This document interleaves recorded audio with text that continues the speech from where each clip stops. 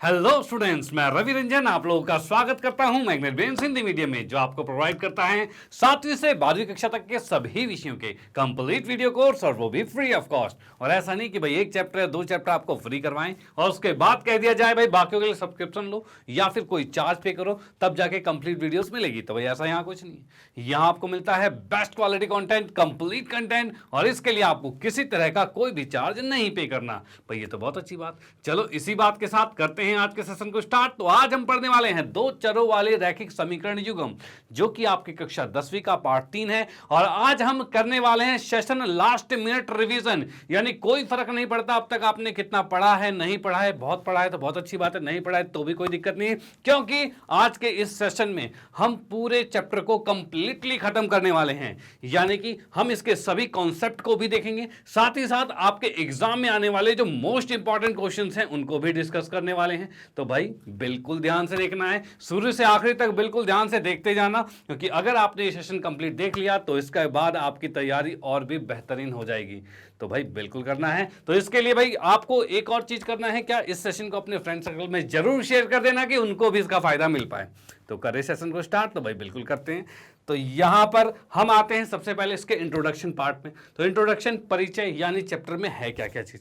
तो चैप्टर की बात करते हैं तो यहां पर हमारे पास है दो चरों वाले रैखिक समीकरण युग्म की भूमिका, मतलब कि ये होता क्या है पहले तो वो डिस्कस करेंगे। उसके बाद देखेंगे रैखिक समीकरण को संगत एवं असंगत युग्म, यानी संगत और असंगत, यानी कंसिस्टेंट और इनकंसिस्टेंट क्या होता है वो चीज देखेंगे।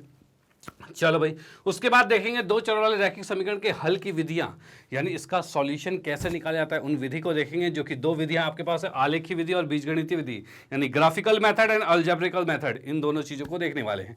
चलो भाई ठीक है। उसके बाद हमारे पास है दो चरों के रैखिक समीकरण के युग्म में बदले जा सकने वाले समीकरण, मतलब कुछ समीकरण जो होते हैं वो दो चरों के रैखिक समीकरण में नहीं होते लेकिन उसे बदले जा सकता है उसमें। तो उस तरह के क्वेश्चंस जो हैं उनको भी डिस्कस करने वाले हैं। ओके। और उसके बाद नेक्स्ट हमारे पास हम स्टार्ट करते हैं यहां पर भाई दो चरों वाले रैखिक समीकरण की भूमिका से।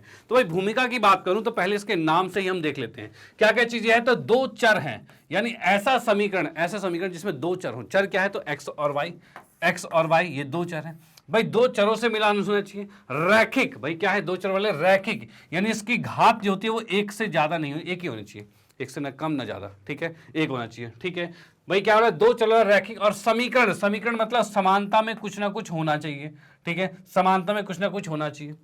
तो इसका जो व्यापक रूप है वो क्या है, तो भाई ए एक्स प्लस में बी वाई और प्लस में, इसमें हम यहां पर कह सकते हैं प्लस में सी बराबर में 0 हो गया, ठीक है। अब देखो इसका व्यापक रूप क्या है, तो a x b y c 0। A b c क्या है, अचर संख्या है, ठीक है। एक्स वाई दो क्या है, चर हैं, यानी कि भाई दो चर हैं, तो भाई एक्स और वाई दोनों चर हैं। रैखिक मतलब घात एक है। समीकरण मतलब बराबर समानता होना चाहिए, समानता में कुछ होना चाहिए, वो चीज है। डन, कोई दिक्कत नहीं। तो यहां पर ये आपका हो गया दो चरों में रैखिक समीकरण। ओके। और उसके बाद हम देखें युग्म क्या होता है, यानी कि ऐसे दो समीकरण होंगे, एक समीकरण है, एक समीकरण और होगा ऐसा, ठीक है। तो भाई दो समीकरणों के साथ जो यहां पर खेल खेला जाएगा ना उसी को युग्म कहा जाता है, तो वही कर रहे हैं। तो यहां पर देखो क्या है, वह समीकरण ax plus b y plus c बराबर 0 है, जिसमें ax प्लस बी वाई बराबर सी भी हो सकता है, ऐसा भी लिखा जाता है। यानी इस सी को आप इधर भी लिख सकते हो, इधर भी लिख सकते हो, दोनों तरफ हो सकता है। चलो ठीक है। जहां की ए बी सी कोई वास्तविक संख्या है, ठीक है भाई, तथा ए बी 0 नहीं हो सकता, क्योंकि अगर आपने ए को 0 कर दिया तो वो 0 इसके साथ गुणा होकर पूरा 0 कर देगा और आपका चर ही खत्म हो जाएगा। तो दो चर में बचेगा कहां, फिर तो वो एक ही चर में रह जाएगा, ठीक है। ओके। अब वैसे बी भी 0 नहीं किया जा सकता, ठीक है, लेकिन सी 0 कर सकते हो, कोई दिक्कत नहीं। सी अगर 0 कर दोगे तो भी ए और बी क्या रहेगा, आपके दो चर रह ही जाएंगे। चलो ठीक है। इसमें भाई दो चर एक्स और वाई दिए हुए हैं, जिससे कि रैखिक समीकरण कहलाता है। डन, कोई दिक्कत नहीं। तो हम इस चैप्टर के नाम को बिल्कुल समझ चुके हैं, यह है क्या। अब इसके बाद चलते हैं भाई इसके अंदर और इंपॉर्टेंट चीजें क्या क्या है। तो यहां पर सबसे पहली बात कि भाई इसमें संगत असंगत की बात देखेंगे, और साथ में आश्रित युग्म क्या होता है इसके बारे में भी देखेंगे। अब देखो क्या है, कोई भी जब दो समीकरण आपके पास होते हैं भाई, कोई भी दो समीकरण है, उसमें अगर उस समीकरण का हल निकल पा रहा है तो उसे कहा जाता है संगत युग्म। यानी क्या कह रहा है, दो चरों वाली दो रैखिक समीकरण का युग्म संगत युग्म कहलाता है यदि युग्म का कम से कम एक हल हो। ये कम से कम एक हल अगर निकल जाए, उनका सॉल्यूशन निकल रहा है तो वो संगत कहलाएगा। अगर सॉल्यूशन नहीं निकल पा रहा है तो भाई यदि युग्म का कोई हल ना हो तो उसे कहते हैं असंगत युग्म कहलाता है। डन, तो वो असंगत कहलाता है।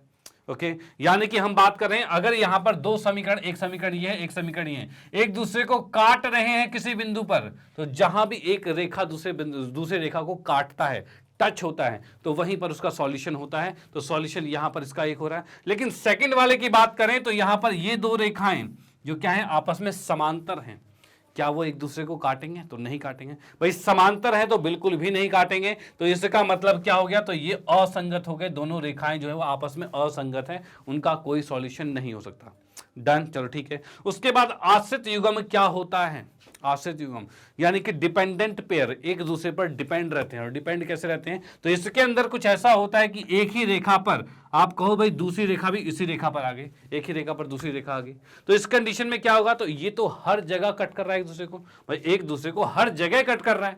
और जब हर जगह कट कर रहा है तो ये क्या होगा? यहां पर भी डिपेंड कर रहा है भाई, जो इसकी वैल्यू पहले लाइन की वैल्यू होगी वही दूसरे की होगी, उसके बाद भी जो पहले की होगी वही दूसरे की होगी, भाई वही चीज चलेगा। तो इस तरह से वो डिपेंड हो रखा है, आश्रित हो रखा है। तो भाई क्या है? तुल्य रैखिक समीकरणों के किसी युग्म के अपरिमित रूप से अनेक हल होते हैं।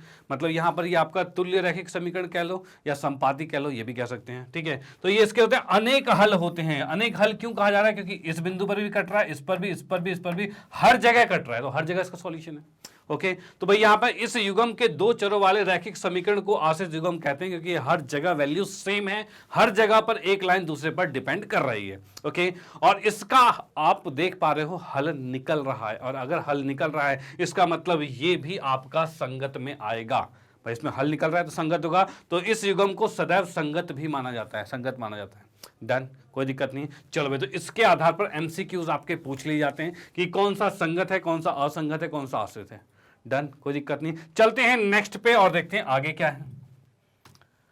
हाँ जी, तो अगले की बात करते हैं। तो दो चरों के रैखिक समीकरण के हल की विधियों की बात कर रहे हैं। तो विधियों की अगर हम बात कर रहे हैं तो यहाँ पर ये है, ठीक है। तो भाई इसमें विधियों की बात कर रहे हैं तो इसके अंदर हम सबसे पहले देखते हैं आलेखीय विधि, यानी ग्राफिकल मेथड की बात करते हैं, यानी ग्राफ में किस तरह से इसको दर्शाया जाता है। तो उससे पहले मैं आपको बता दूं, यदि रैखिक समीकरण a1x b1/c1 बराबर 0 है, और दूसरी समीकरण है आपके पास a2x b2/c2 बराबर 0 है, और इसके अंदर a1 a2 b1 b2 c1 c2 क्या है? वास्तविक संख्याएं हैं, ठीक है भाई, जिसमें a1 b1 0 के बराबर नहीं है, a2 b2 0 के बराबर नहीं है, तो तीनों स्थितियां संभव हैं, ठीक है। अब तीनों स्थितियां क्या क्या है तो उस स्थितियों के बारे में भी बात करेंगे। तो यहां पर भाई क्या चीज है? आलेखीय विधि की बात कर रहे हैं, भाई ग्राफिकल मेथड है, ठीक है, कि भाई इससे कैसे देखा जाएगा, तो उसके बारे में भी अभी मैं चर्चा कर रहा हूं। तो यहां पर जो तीन स्थिति की बात की है तो वो तीन स्थिति आपकी 1, 2 और 3, और इसमें भी मैं बताता हूं ग्राफिकली तीनों स्थितियां कैसी होगी। तो यहां पर देखिए, जैसा कि इसमें हमने डिस्कस किया, पहले समीकरण में a1 क्या है भाई? a1 b1 c1 है, दूसरे में a2 b2 c2 है, ये चीज है। अब इसके अकॉर्डिंग देखो क्या है, तो इनके रेशियो की बात करता हूं मैं, यहां पर आपको बता देता हूं। a1 बटे में a2 पहले ये देखेंगे, फिर b1 बटे में b2 देखेंगे, और फिर उसके बाद हम देखेंगे c1 बटे में c2 देखेंगे। भाई ये चीज, तीनों चीजें निकालेंगे और देखेंगे कौन सी चीजें समान है नहीं है, और उसी के आधार पर हम देखने वाले हैं कि भाई विधियां क्या क्या हैं। भाई यहाँ पर देख पा रहे हैं भाई, इस तीन आपको कंडीशन दे रखी है, पहला ये है, दूसरा ये है, तीसरा ये। इसके अकॉर्डिंग देखा जाए तो a1/a2 यानी कि x का गुणांक a है और x का गुणांक a2 है, तो 1/3 ये आ गया। b1/b2 भाई क्या है? इसमें इसका गुणांक -2 है, इसका गुणांक 4 है, तो -2/4। भाई c1/c2 c1 नहीं है तो 0, और c2 कितना है? 20, ये चीज आ गया। डन। ऐसे ही सब में हमने a1/a2 b1/b2 c1/c2 लिख लिया है। ओके अब तीन कंडीशन ये है कि अगर शुरू के ही दोनों बराबर नहीं होते, यानी a1/a2 अगर b1/b2 के बराबर नहीं होता, तो उस कंडीशन में क्या होगा? तो इस कंडीशन में ये दो रेखाएं एक दूसरे को प्रतिच्छेद कर रही होगी, काट रही होगी, यानी कि कह सकते हैं भाई इस पहले वाले के लिए ग्राफ जो भी बनेगा उसमें दो रेखाएं एक दूसरे को एक बिंदु पर काटते हुए आपको दिखेगी। डन, एक ही बिंदु पर दो रेखाएं काटते हुए दिख जाएगी, ऐसी रेखा आपकी बनेगी। और इन दो रेखाओं को क्या कहते हैं? तो इसको कहते हैं प्रतिच्छेदी रेखा कहते हैं। क्या भाई? प्रतिच्छेद करती हुई रेखाएं यानी प्रतिच्छेदी रेखाएं कहा जाता है। डन, कोई दिक्कत नहीं है। तो यहां पर भाई आप इसे देखकर समझ पाओगे कि भाई ये दोनों रेखाएं एक दूसरे को काट रही है कि नहीं काट रही। अगर काट रही है तो इसका मात्र एक ही हल होगा, क्योंकि दो लाइनें एक दूसरे को एक ही पॉइंट पर काटेगी, ठीक है। तो भाई केवल एक हल होगा, जिसे अद्वितीय हल भी कहा जाता है। डन, चलो ठीक है। उसके बाद नेक्स्ट की हम बात करते हैं। तो 2x 3y 9 और 4x 6y 18 ये दे रखा है। इसको जब यहाँ पर चेक किया गया तो हम यहाँ पर देख पा रहे हैं a1/a2 बराबर है b1/b2 बराबर है c1/c2। भाई क्या बराबर दिख रहा है? तो यहाँ तो नहीं दिख रहा, लेकिन जब ये कटेगा 2 एकम 2 2 दूनी 4, 3 एकम 3, 3 दूनी 6 भाई, ये 3 9 एकम 9, 9 दूनी 18, माइनस से माइनस कर, सब 1/2 आ रहे हैं। जब सब 1/2 आ रहे हैं तो सब बराबर है। जब भी सारी चीजें बराबर हो जाए तो उसे संपाती कहा जाता है। और संपाती से तात्पर्य यह है एक ही रेखा पर जब दूसरी रेखा आ जाए, एक ही रेखा पर जब दूसरी रेखा आ जाए तो उसे संपाती कहा जाता है। अब ये एक दूसरे को कहां काट रहा है, कितनी जगह पर काट रहा है, तो भाई हर जगह काट रहा है, यानी कि इसके जो हल होंगे वो अनेक हल होंगे। कैसे भाई, अनेक हल होंगे या अनंत हल कह सकते हैं, अपरिमित रूप से अनेक हल होंगे। डन। और इसी को कहा जाता है संपाती रेखाएं कहा जाता है, यानी कि इसके एमसीक्यूज क्वेश्चन बन ही जाते हैं कि अगर a1/a2 बराबर है b1/b2 का और c1/c2 के भी बराबर है तब इसे संपाती कहा जाएगा। डन। थर्ड कंडीशन की बात करते हैं तो ये थर्ड कंडीशन जिसमें भी हमारे पास a1/a2 b1/b2 c1/c2 देखा तो यहां से 1/2 है, इसको काटा तो ये भी 1/2 आ गया, और इसको काटा 4 एकम 4, 4 3 12, ये तो अलग हो गया। यानी a1/a2 और b1/b2 बराबर है लेकिन c1/c2 बराबर नहीं है। ठीक है, और जब ये बराबर नहीं है तो उस कंडीशन में क्या होगा, तो ये दर्शाएगा दो समांतर रेखाओं को, ये दर्शा रहा है दो समांतर रेखाओं को। और जब दो रेखाएं आपस में समांतर हैं तो उसका कोई हल नहीं हो सकता क्योंकि वो एक दूसरे को काट ही नहीं रहा। ठीक है, और इसे कहा जाता है समांतर रेखाएं। यानी अब आप समीकरण को देखकर ही बता सकते हो कि कौन सी रेखाएं प्रतिच्छेद कर रही है, कौन सी संपाती है और कौन सी समांतर है। डन, कोई दिक्कत नहीं। तो इस तरह के ग्राफिकली ग्राफ के द्वारा भी क्वेश्चन समझेंगे और उसमें भी बनाएंगे। ओके, चलो भाई चलते हैं नेक्स्ट पे। हाँ जी, तो अगला हमारे पास आता है बीजगणितीय विधि की बात करते हैं। तो बीजगणितीय विधि की अगर मैं बात करता हूं तो यहां पर सबसे पहले आपका आता है प्रतिस्थापन विधि। भाई प्रतिस्थापन विधि से हम इसको सॉल्व करेंगे जो सब्स्टिट्यूटिंग मेथड है। उसके बाद आता है विलोपन विधि यानी मेथड ऑफ एलिमिनेशन, इसको देखेंगे। और उसके बाद हमारे पास मेथड आता है वज्र गुणनखंड विधि यानी मल्टीपल ऑफ क्रॉस मल्टीप्लिकेशन, इससे भी क्वेश्चन को सॉल्व किया जाता है। तो यहाँ पर आपके पास 3 मेथड्स हैं जिससे हम क्वेश्चन को सॉल्व कर सकते हैं। अब बोलोगे सर कोई सा गलत है क्या जो 3 पढ़े, क्यों पढ़े 3? यही बात है भाई, 3 क्यों पढ़े? देखो यहां पर इसको आपको चूज करना है अपने डिफिकल्टी लेवल के अकॉर्डिंग, यानी कि अगर क्वेश्चन बहुत ही आसान दिया हुआ है तो आप प्रतिस्थापन विधि से करिए, बिल्कुल हो जाएगा। थोड़ा सा मुश्किल है, कैलकुलेशन ज्यादा है, बड़ा दिख रहा है, तो उसके लिए भाई विलोपन विधि करिए। और थोड़ी ज्यादा ही गंदी कैलकुलेशन है, बहुत ही ज्यादा आ गया, तो उस कंडीशन में आप वज्र गुणनखंड विधि से करोगे तो क्वेश्चन ज्यादा इजी तरीके से सॉल्व हो जाएगा। डन, कोई दिक्कत नहीं। चलो भाई, और वैसे सबसे ज्यादा यूज करने की बात करूं तो विलोपन विधि जो है मेथड ऑफ एलिमिनेशन, ये सबसे ज्यादा यूज होता है, हर किसी क्वेश्चन में लगा दो, कोई दिक्कत नहीं। ओके, चलो भाई अब चलते हैं नेक्स्ट पर। भाई यहां पर भाई सबसे पहले आता है प्रतिस्थापन विधि। प्रतिस्थापन विधि कैसा है, कैसे इसको सॉल्व किया जाता है? तो जैसे कि मैं कहूं भाई, एक क्वेश्चन आपको दे रखा है कि भाई x प्लस में y बराबर में 3 है और x माइनस y बराबर में 1 है। भाई ये दे रखा है। अब ये दो समीकरण है, मुझे x और y का मान निकालना। तो यहां से क्या करते हैं, ये बहुत सिंपल सी इक्वेशन लग रही है, तो हम क्या करते हैं किसी एक समीकरण, मान लो नीचे वाले से x का मान निकाल लिया, तो ये आएगा 1 प्लस में y। इस x को उठाकर इसके अंदर डाल दिया, उठाकर जो उसमें डाल रहे हैं इसी को कहते हैं प्रतिस्थापन, सब्स्टिट्यूटिंग। एक को उठाकर दूसरे के अंदर रखा जा रहा है। तो इसको जैसे मैं यहां पर रखूंगा तो ये आ जाएगा y प्लस में 1, इसकी जगह y प्लस 1 आएगा, प्लस में y है ही और बराबर में 3, और इसको देखा तो ये 2y आ गया, और बराबर में 1 उस साइड जाएगा तो घट के 2 हो जाएगा, और यहां से y का मान कितना आ गया, 1 आ गया। भाई y का मान 1 आ गया, इस y के मान को उठाकर किसी भी समीकरण में रखोगे तो वो आपका क्या हो जाएगा, x भी आ जाएगा। यानी इस y को जैसे मैंने यहां रखा तो x प्लस में 1 बराबर में 3 है, तो x बराबर में 2 आ गया। तो यहां पर इस मेथड को, इस तरीके को कहा जाता है सब्स्टिट्यूटिंग मेथड कहा जाता है। डन, कोई दिक्कत नहीं। चलो भाई इसका स्क्रीनशॉट ले लो, चलते हैं नेक्स्ट पे और देखते हैं अगले वाले मेथड को। तो अगला हमारे पास है विलोपन विधि की बात करते हैं। विलोपन विधि में क्या है, तो हम सर्वप्रथम एक चर के को विलुप्त करके एक चर में रैखिक समीकरण प्राप्त करते हैं, यह विधि विलोपन विधि कहलाती है। अब ये कैसे होता है, तो यहां देखिए भाई, जैसे कि आपके पास लिखा है 2x प्लस में 3y बराबर में 2 लिखा हुआ है, और उसके बाद यहां पर लिखा हुआ है 4x प्लस में 2y बराबर में 6 लिखा है। ठीक है, अब इनको मुझे हल करना है। तो जैसा कि क्वेश्चन में इसमें भी कहा हुआ है, सर्वप्रथम एक चर को विलुप्त करना है, मतलब काटना है एक को। अब किसको काटे, x को काट दे, y को काट दे, ऐसे थोड़ी काट देंगे भाई, बराबर होगा तब ना काटेंगे। तो इसके लिए क्या करेंगे, किसी x को बराबर करो या फिर y को बराबर करो। तो अगर मैं x को 2 से गुना करता हूं तो वो 4 आ जाएगा, लेकिन इसको किससे गुना करें तो y नहीं आ रहा, तो ये इजी है। तो इस कंडीशन में हम इसको 2 से गुना करेंगे, यानी इस समीकरण को, पहली समीकरण को 2 से गुना किया, और इसको समीकरण को, दूसरी समीकरण को किसी से नहीं गुना करना, मतलब 1 से करेंगे। तो 2 से जैसे ही गुना करोगे तो ये आएगा 2 दूनी 4x, और भाई 2 को अगर गुना करोगे तो इससे भी होगा, तो ये 6y, अब बराबर में 4 आ रहा है, और यहाँ से 1 से क्या, तो ये 4x ही है और 2y है, और बराबर में कितना है, तो 6 है। इसको जब हम घटाएंगे भाई, ऊपर से नीचे वाले समीकरण को घटा देते हैं, तो घटाते क्या होगा, ये घटेगा, माइनस होगा, ये भी माइनस होगा, ये भी माइनस होगा। 4 में से 4 गया, कट गया, खत्म। 6 में से 2 गया तो भाई 4y बचा, और भाई 4 में से 6 गया तो भाई -2 बचा, और यहां से मैं देख पा रहा हूं कि y का मान जो आ गया वो -2/4 आ गया, यानी इसको अगर मैं काटता हूं 2 एकम 2, 2 दूनी 4, यानी -1/2 आ गया। y का मान -1/2 आ चुका है। डन। तो देखा आपने कैसे हुआ भाई, इसमें सबसे पहले हमने एक चर को तो बराबर करा, उसके बाद पहले में से दूसरे को घटाया तो ये कट गया, ठीक है। अगर माइनस प्लस में होता तो प्लस करके भी कर सकते थे, उसको भी क्वेश्चंस में देखेंगे। फिलहाल यहां पर देखा, पहले समीकरण में से दूसरे को घटाया और ये कट गया, और कटते ही यहां से y का मान हम निकाल चुके हैं। इस y को उठाकर किसी भी समीकरण में रखो, x भी निकल जाएगा। जैसे y के मान को मैं उठाकर रखता हूं समीकरण 2 में, भाई समीकरण 2 में रखूं तो 4x प्लस में 2 गुने में y का मान कितना है, तो ये है -1/2 है, अब बराबर में 6 है। इसको काटा, 2 से 2 कट गया, -1 उधर जाके प्लस होगा, यानी 4x बराबर में 7 हो जाएगा, और x बराबर में 7/4 आ जाएगा। इस तरह से आप निकाल सकते हो। तो ये आपका विलोपन विधि है, इस तरह से हमें सॉल्व करना है। डन। अब चलते हैं नेक्स्ट वाले पे।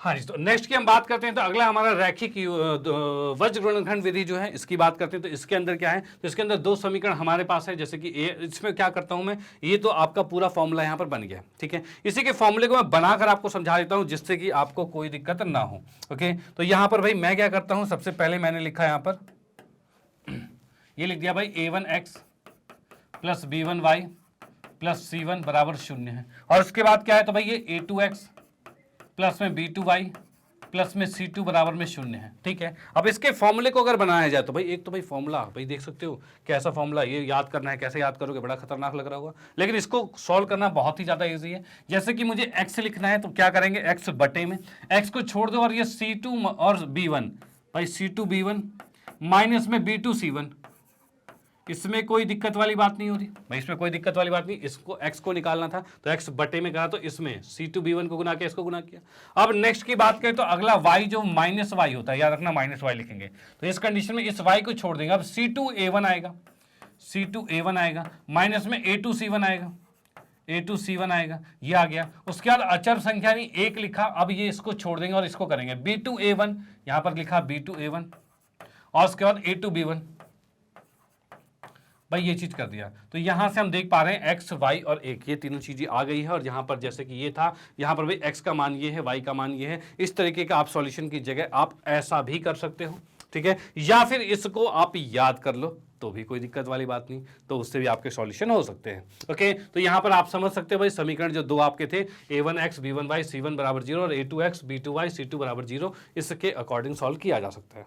डन। क्वेश्चन जब करेंगे तो वो आपके लिए ज़्यादा इफेक्टिव होगा, वो भी करेंगे और देखेंगे कैसे इस तरीके से भी हम बहुत आसानी से क्वेश्चन को सॉल्व कर सकते हैं। ओके, चलो भाई चलते हैं नेक्स्ट पे। तो यहां पर भाई नेक्स्ट की हम बात करते हैं, 2 चरों के रैखिक समीकरण के युग्म में बदले जा सकने वाले समीकरण की बात करते हैं। तो बदले जा सकने वाले समीकरण कैसे हैं, तो जैसे कि मैंने एक समीकरण लिखा, 1 बटे में x प्लस में 2 प्लस में 4 बटे में y प्लस में 3 बराबर में 7 है। और अगला वाला हमारे पास है भाई 3 बटे में x प्लस में 2 प्लस में 7 बटे में y प्लस 3 बराबर में 10 है। तो यहां पर हम क्या देख पा रहे हैं, क्या ये रैखिक समीकरण है, तो नहीं है। क्यों नहीं है, क्योंकि x और y बटे में आ गए, और जब बटे में आया तो वो रैखिक नहीं बचता, तो इसको बदला जाएगा। तो बदले जाने में क्या है, तो भाई यहां पर देख पा रहे हो दोनों में ये सेम दिख रहा है। तो हम क्या करेंगे, मान लेंगे कि u बराबर क्या है, 1 बटे में x प्लस 2, और मान लेंगे v बराबर क्या है, तो 1 बटे में y प्लस 3। भाई ये 2 चीजें मान ली गई है, और जैसे ही मानोगे तो ये बन गया u आपका, ये बन गया 4, और ये क्या है v, तो 4v बन गया है, ठीक है। अब बराबर में 7 है। इधर की बात करें तो ये 3u बन जाएगा, 3 और u बन जाएगा, तो 3u कर दिया, प्लस में 7 क्या आ जाएगा, v आ जाएगा, तो ये 7v आ गया, और बराबर में भाई 7v, और बराबर में कितना है, तो 10 आ गया। तो ये आपके 2 चरों वाले रैखिक समीकरण बन गया भाई, बिल्कुल बन गया। अब इसको आप आराम से सॉल्व कर सकते हो, कोई दिक्कत नहीं है। ओके, चलो भाई, तो यहाँ पे भाई इस तरह के क्वेश्चंस जो आएंगे उससे डरना नहीं है, उसको आप इस तरह से बदल देना। यहाँ से u और v का मान निकालोगे सॉल्व करके, और उसके बाद उसको यहाँ रखोगे तो x और y का मान भी बड़े आराम से निकल जाएगा। ओके, तो यहाँ पर ये कॉन्सेप्ट भी यहाँ पर समाप्त होता है। और उसके बाद हम यहां पर आ गए इसके क्वेश्चन पे, यानी कि इसके सारे कॉन्सेप्ट हम क्लियर कर चुके हैं जितने भी इस चैप्टर में हैं। ओके, अब इसके आधार पर प्रैक्टिस करनी है, यानी क्वेश्चंस देखने हैं जो कि आपके एग्जाम में मोस्टली पूछे जाते हैं। ठीक है, तो भाई देख भी लेते हैं कैसे होगा। तो यहां पर कुछ हमने बहुविकल्पी प्रश्न रखे हैं, पहले बहुविकल्पी प्रश्न देखते हैं, फिर हम बाकी के क्वेश्चंस भी करेंगे। इसमें क्या है, x बराबर में a है, y बराबर में b है, और समीकरण x माइनस वाई बराबर 2 है और x प्लस वाई बराबर 4 है। तो a और b का मान हमें ज्ञात करना है। तो जैसा कि हम देख पा रहे हैं x a है और y b है, तो कंफ्यूजन के लिए कर दो, इसका समीकरण दे दिया गया है, x की जगह a रखो, यानी ये कितना हो गया, तो a माइनस बी बराबर 2 आ गया, और ये आ गया भाई a प्लस में b बराबर में 4 आ गया। ठीक है, अब यहां से क्या करना है, तो यहां से हमें a और b का मान निकालना है, मतलब दोनों समीकरण को सॉल्व करना है। तो इसके लिए हम क्या करते हैं, दोनों समीकरण को जोड़ देते हैं। अब जोड़ेंगे तो a और a कितना हो जाएगा, 2a हो जाएगा, और माइनस b और b जुड़ेगा तो कट जाएगा, और यहां से 4 और 2 6 हो गया। ये भी आपका एलिमिनेशन, यानी कि भाई एलिमिनेशन मेथड से हमने इसको सॉल्व कर दिया। ओके, यानी जस्ट हमने एक चर को खत्म किया है और दूसरा वाला हमारे सामने आ गया है। अब यहां से मैं a की बात करूं तो कितना है, 6/2 आ गया, इसको काटा तो 3 आ गया, यानी a का मान 3 आ गया।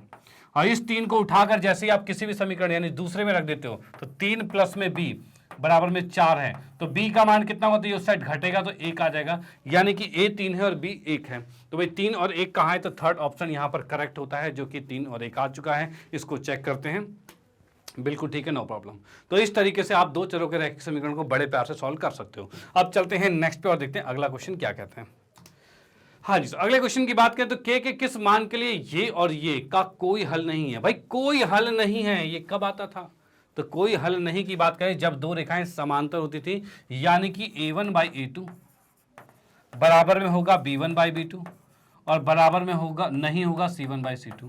अगर ये कंडीशन आती है तो फिर ये आपका क्या हो जाएगा, कोई हल नहीं हो जाएगा। अब इसी के अंदर हम देखते हैं भाई a1 b1 c1 इसके अकॉर्डिंग क्या है, तो 3 है, -1 और 5 है, तो लिखा 3 -1 और 5 आ गया माइनस का। और बटे में क्या आ रहा है, तो बटे की बात करें तो यहाँ से 6 आ रहा है, और यहाँ से -2 आ रहा है, और यहाँ से -k आ रहा है। भाई ये चीज आ गई हमारे पास, डन। अब देखो क्या चीज है, ये चीज बराबर होनी चाहिए और ये चीज बराबर नहीं होनी चाहिए। अब यहां पर देखा, इसको काटा, 3 एकम 3, 3 दूनी 6, माइनस से माइनस कट गया, यानी 1/2 बराबर है। ठीक है, लेकिन ये बराबर नहीं होने चाहिए। भाई क्या बराबर नहीं होनी चाहिए, तो हम इस के को उठा के इधर लाएंगे तो ये -k, इस 2 को इधर भेजेंगे तो कितना हो जाएगा, तो ये बराबर नहीं है किसके, 5 दूनी 10, -10 के, माइनस माइनस कैंसिल, यानी k बराबर नहीं होना चाहिए 10 के। भाई यहाँ पर आ रहा है k 10 के बराबर नहीं होना चाहिए, यानी कि सेकंड ऑप्शन हमारा करेक्ट होता है कि k जो है वो 10 के बराबर नहीं होना चाहिए। अगर k 10 के बराबर हो गया तो ये समांतर हो जाएगा, अदरवाइज नहीं होगा। ठीक है, डन। चलो भाई ठीक है, तो यहाँ पर भाई हमारा ये क्वेश्चन समाप्त होता है, हम इसको चेक करते हैं, तो ये बिल्कुल ठीक है, नो प्रॉब्लम। चलते हैं नेक्स्ट पे और देखते हैं अगला क्वेश्चन क्या कहता है। ओके, चलो भाई देखते हैं। हाँ जी, तो अगले क्वेश्चन की हम बात करते हैं। युगपत समीकरण जो हमारे पास है भाई, 2x + 3y = 5, 4x + 6y = 9 है, इसका इनका निकाय है। भाई इनका निकाय क्या है, मतलब इससे क्या सॉल्यूशन निकल रहा है, क्या ये असंगत हल है, अद्वितीय, अनेक है, इनमें से कोई भी नहीं है। तो उसके लिए भी हम चेक करेंगे क्या 2/4 a1/a2 और भाई b1/b2 यानी 3/6 और c1/c2 यानी 5/9। अब क्या ये बराबर आ रहा है, तो भाई हाँ, ये 2 एकम 2, 2 दूनी 4, 3 एकम 3, 3 दूनी 6, और ये नहीं कट रहा, मतलब ये बराबर है और ये बराबर नहीं है। ठीक है, यानी कि भाई ये बराबर है, ये बराबर नहीं है, ये दो रेखाएं समांतर है। समांतर कहाँ लिखा हुआ है, इसमें समांतर कहीं नहीं लिखा हुआ है। तो भाई समांतर कहीं नहीं लिखा है तो किस पे टिक कर दें, तो क्या इनमें से कोई नहीं पर टिक कर दें। तो जैसे ही आप इनमें से कोई नहीं पर टिक करोगे आप गलत हो जाओगे, क्योंकि समांतर नहीं है, लेकिन उसके बाद उसके ही नाम का दूसरा चीज है, वो क्या है, तो भाई असंगत हल। भाई क्या है, असंगत हल। असंगत हल में क्या होता है, जब दो रेखाएं समांतर होती हैं तभी वह असंगत हल कहलाता है, क्योंकि उसका कोई हल नहीं होता, इसका हल नहीं निकलेगा। डन। तो भाई इसका स्क्रीनशॉट ले लो, इसको मैं चेक कर लेता हूं, बिल्कुल ठीक है। आते हैं नेक्स्ट पे और देखते हैं अगला क्वेश्चन कैसा है, उसको भी करेंगे बेहतरीन तरीके से सॉल्व। ओके, चलो देखते हैं। हाँ जी, तो नेक्स्ट हमारे पास है प्रश्न नंबर 4, और चौथा प्रश्न कुछ ऐसा कहता है कि समीकरण युग्म जो है x + 2y = 4 है और 2x + y = 12 है का ग्राफीय निरूपण किस प्रकार की रेखाएं होगी। मतलब ये किस प्रकार की रेखा होगी, प्रतिच्छेदी होगी, अर्धप्रतिच्छेदी होगी, समांतर होगी या संगत होगी। तो फिर से इसमें चेक करेंगे, इसका गुणांक 1 है और ये बटे में 2, और भाई ये 2 है और ये 1, और ये 4 है और ये 12 है। अब क्या ये बराबर है, तो ये ही बराबर नहीं हो रहा और ये भी बराबर नहीं हो रहा, तो नहीं है, तो मतलब ये दोनों रेखाएं एक दूसरे को काटेगी, प्रतिच्छेदी होगी, यानी कि भाई पहला ऑप्शन बिल्कुल करेक्ट होता है। Done, no problem. इसको भी चेक करते हैं, तो बिल्कुल ठीक है। ओके, चलते हैं नेक्स्ट पे और देखते हैं अगला प्रश्न क्या कहता है। हाँ जी, तो अगले प्रश्न की अगर बात करते हैं तो आश्रित समीकरणों के युग्म का हल कैसा होता है। तो आश्रित कौन से थे? तो आश्रित युग्म वही थे जो एक ही पर दूसरा आ जाता है, एक ही लाइन पर दूसरा आ जाता है, उसे आश्रित कहा जाता है। तो इसमें कौन सा वाला है? तो उसके कितने हल होंगे इसके? तो इसके तो अनंत हल होते हैं, तो अनगिनत हल, यानी कि थर्ड ऑप्शन हमारा करेक्ट आएगा, जिसको हमने चेक किया तो बिल्कुल ठीक है। ओके, चलते हैं नेक्स्ट पे और देखते हैं अगला क्वेश्चन क्या कह रहा है। हाँ जी, तो अगले क्वेश्चन है भाई, एक समीकरण x प्लस वाई बराबर 6 के कितने हल होंगे? भाई इसके हल कितने निकाले जा सकते हैं? तो भाई इसके हल जब निकाले जाएं तो x का मान 1 रखोगे तो उसको उठा के उधर भेजोगे तो भाई 5 हो जाएगा, y का मान 2 रखोगे तो y का मान 4, 3 रखोगे तो फिर 3, 4 रखोगे तो 2, भाई कितने निकलेंगे? दुनिया भर के अनंत निकल जाएंगे। यानी क्या होगा भाई, अनंत हल इसके निकल सकते हैं। कितने अनंत हल निकाले जा सकते हैं, तो ये इसका आंसर होता है। आप इसका स्क्रीनशॉट ले सकते हो, हमने चेक किया, क्वेश्चन खत्म। अब आते हैं नेक्स्ट पे और देखते हैं अगला क्वेश्चन क्या कहता है। हाँ जी, तो अगला क्वेश्चन कुछ ऐसा कहता है कि प्रश्न नंबर 7 के नीचे यदि दो चरों में रैखिक समीकरण ये है, ठीक है ना, तो एक्स अक्ष और वाई अक्ष को ये कहाँ काट रहा है? भाई एक्स अक्ष को और वाई अक्ष को ये कहाँ काट रहा है? तो एक चीज देखिए, अगर किसी भी ग्राफ के अंदर अगर कोई भी रेखा एक्स अक्ष को काटती है तो बिंदु क्या होंगे? एक्स और जीरो होंगे। और अगर वाई को काटती है तो बिंदु क्या होंगे? तो वाई और जीरो होंगे, सॉरी जीरो और वाई होगा। भाई ये चीज होगा डन। यानी अगर मुझे एक्स अक्ष के काटने वाला बिंदु चाहिए तो वाई की जगह जीरो रखना होगा, तो वाई की जगह जीरो रखा हमने, तो उस कंडीशन में क्या होगा? तो 2x प्लस में ये जीरो हो गया -6 और बराबर में 0, और यहां से x का मान निकालूं 6 उस साइड जाएगा तो +6 और बटे में 2 आएगा तो ये आ गया 3, यानी x का मान 3 है और y का मान 0, तो x का मान 3 है, y का मान 0, ये बिल्कुल सही आ रहा है। ठीक है, और कोई ऑप्शन दिख रहा है? तो नहीं दिख रहा, तो भाई इसमें हम बिल्कुल इसको कर सकते हैं सॉल्व, इसको टिक मारते हैं। लेकिन एक बार y को भी चेक कर लेते हैं। y को चेक किया तो उसके अंदर क्या है? x 0 है, x को अगर मैं 0 रखता हूं प्लस में 3y -6 बराबर में 0 है, तो y बराबर कितना होगा? तो ये उस साइड जाएगा 6, 3 से भाग होगा, 3 से काटा, 3 दूनी 6, यानी y का मान 2 आ चुका है। भाई क्या? y का मान 2 आ चुका है, यानी कि ये ऑप्शन हमारा फर्स्ट का सेकंड पार्ट ये हमारा क्लियर होता है। ओके, यानी ये और ये भाई यही चीज आ रहा है, यानी कि फर्स्ट ऑप्शन हमारा बिल्कुल क्लियर है, कोई दिक्कत वाली बात नहीं, स्क्रीनशॉट ले सकते हो। और आप यहां पर समझ चुके हो कि भाई एक्स अक्ष को काटता है तो x 0, y को काटता है तो 0y, इस अकॉर्डिंग हमने आंसर भी निकाल दिया है। ओके, चलते हैं नेक्स्ट पे और देखते हैं अगला क्वेश्चन क्या है। अच्छा, चेक भी करते हैं, तो बिल्कुल ठीक है, नेक्स्ट पे चलते हैं। तो अगले क्वेश्चन की हम बात करते हैं, तो प्रश्न नंबर 8 कुछ ऐसा कह रहा है कि समीकरण निकाय हमें दे रखा है 5x 2y बराबर 0 और दूसरा ax -3y बराबर 0 है। चलो ठीक है, अब इसने कहा है इसके अनगिनत हल हैं। अनगिनत हल कब होते हैं? जब एक ही रेखा पर दूसरी रेखा आ जाए तो उसे अनगिनत हल कहा जाता है। यानी उस कंडीशन में क्या होगा? तो इसके बराबर हो जाएगा, यानी a1/a2, यानी कि 5 बटे में a जो है ये बराबर हो जाएगा 2 बटे में -3 के। ठीक है, और क्या 0/0 बराबर आ रहा है? तो 0/0 क्या होता है? नॉट डिफाइंड होता है। याद रखना, जब भी अगर इस यहां पर c जो है अचर संख्या जो है अलग से होती है वो 0 आ जाए तो इस रिलेशन को चेक ही नहीं करते। ठीक है, इस रिलेशन को चेक नहीं करते, सिर्फ इन्हीं दोनों रिलेशन को चेक किया जाता है जो कि आपके बराबर होना चाहिए। अगर ये दोनों रिलेशन आपस में बराबर होंगे तो उस कंडीशन में ये दोनों रेखाएं आपस में संपाती होगी, यानी एक ही रेखा पर दूसरा होगा। ओके, अब बोलोगे सर उस कंडीशन में अगर मैं लिखता 0/0 लिख देता और ये नॉट इक्वल टू कर देता तब तो ये समांतर होता। तो याद रखना, समांतर हो चाहे जो भी, ठीक है, आपको अगर 0/0 आ गया तो इसको चेक ही नहीं करना, यानी ये कंडीशन कभी समांतर हो ही नहीं सकती। अगर आपके पास C1 C2 नहीं है तो आप समांतर नहीं चेक कर सकते। समांतर रेखा होगी नहीं, वो एक पर ही दूसरी होगी, वो अलग अलग जा ही नहीं सकती। ओके, चलो भाई, तो यहां पर भाई हमने यहां पर देख लिया भाई, इसी दोनों से देखा तो ये अनगिनत हल आ रहे हैं। यहां से a का मान निकालूं तो ये इधर जाएगा, -3 मतलब 15 बटे में 2 आ गया, यानी a का मान -15/2 है, जो कि फर्स्ट ऑप्शन बिल्कुल करेक्ट आता है, जिस पर इस समीकरण के अनगिनत हल होंगे। ओके, तो भाई इसका स्क्रीनशॉट ले लो, हमने चेक किया, बिल्कुल ठीक है। और आते हैं नेक्स्ट पे और देखते हैं अगला क्वेश्चन क्या कहता है। तो भाई अगले क्वेश्चन की हम बात करते हैं, तो प्रश्न नंबर 9 में कुछ ऐसा कह रहा है कि दो चरों में रैखिक समीकरण युग्म का हल इनमें से कौन है? यानी कि जैसा कि हमें पता है भाई क्या कि दो चरों में रैखिक समीकरण है, मतलब कोई दो रेखाएं होंगी। अब इसके हल की बात करें तो किसी एक बिंदु पर यह हल होगा। ठीक है भाई, क्या कहा है इसका हल? क्या कोई रेखा होती है? क्या दो रेखाएं इसका हल होती है? या फिर कोई एक बिंदु होता है? या इनमें से कोई नहीं? तो भाई इन दोनों का हल तो कोई एक बिंदु है ना। जब एक बिंदु है तो इसका मतलब इसका हल क्या होगा? एक बिंदु होगा, और यही इसका आंसर है। इसको हम चेक करते हैं, तो बिल्कुल ठीक है, नो प्रॉब्लम, इसका आप स्क्रीनशॉट ले सकते हो। फिर हम चलते हैं नेक्स्ट क्वेश्चन पे और देखते हैं अगला वाला क्या कह रहा है। तो भाई यहाँ पर इस क्वेश्चन में देखेंगे समीकरण को हल करने में कौन सी विधि उपयुक्त है। तो भाई इसमें समीकरणों को हल करने में इसमें से कौन सी विधि उपयुक्त है, किससे हल किया जा सकता है। तो क्या प्रतिस्थापन से किसी समीकरण को हल कर सकते हैं, या फिर विलोपन से, या फिर ग्राफीय से, किससे हम कर सकते हैं। तो भाई हम इनमें से किसी भी मेथड से, किसी भी तरीके से हम सॉल्व कर ही सकते हैं। यानी कि भाई ये सारे सही हैं, यानी उपयुक्त सभी के द्वारा हम कोई भी दो समीकरणों के हल निकाल सकते हैं। डन, इसको चेक किया तो बिल्कुल ठीक है, नो प्रॉब्लम। और चलते हैं नेक्स्ट पे और देखते हैं अगला प्रश्न क्या कहता है।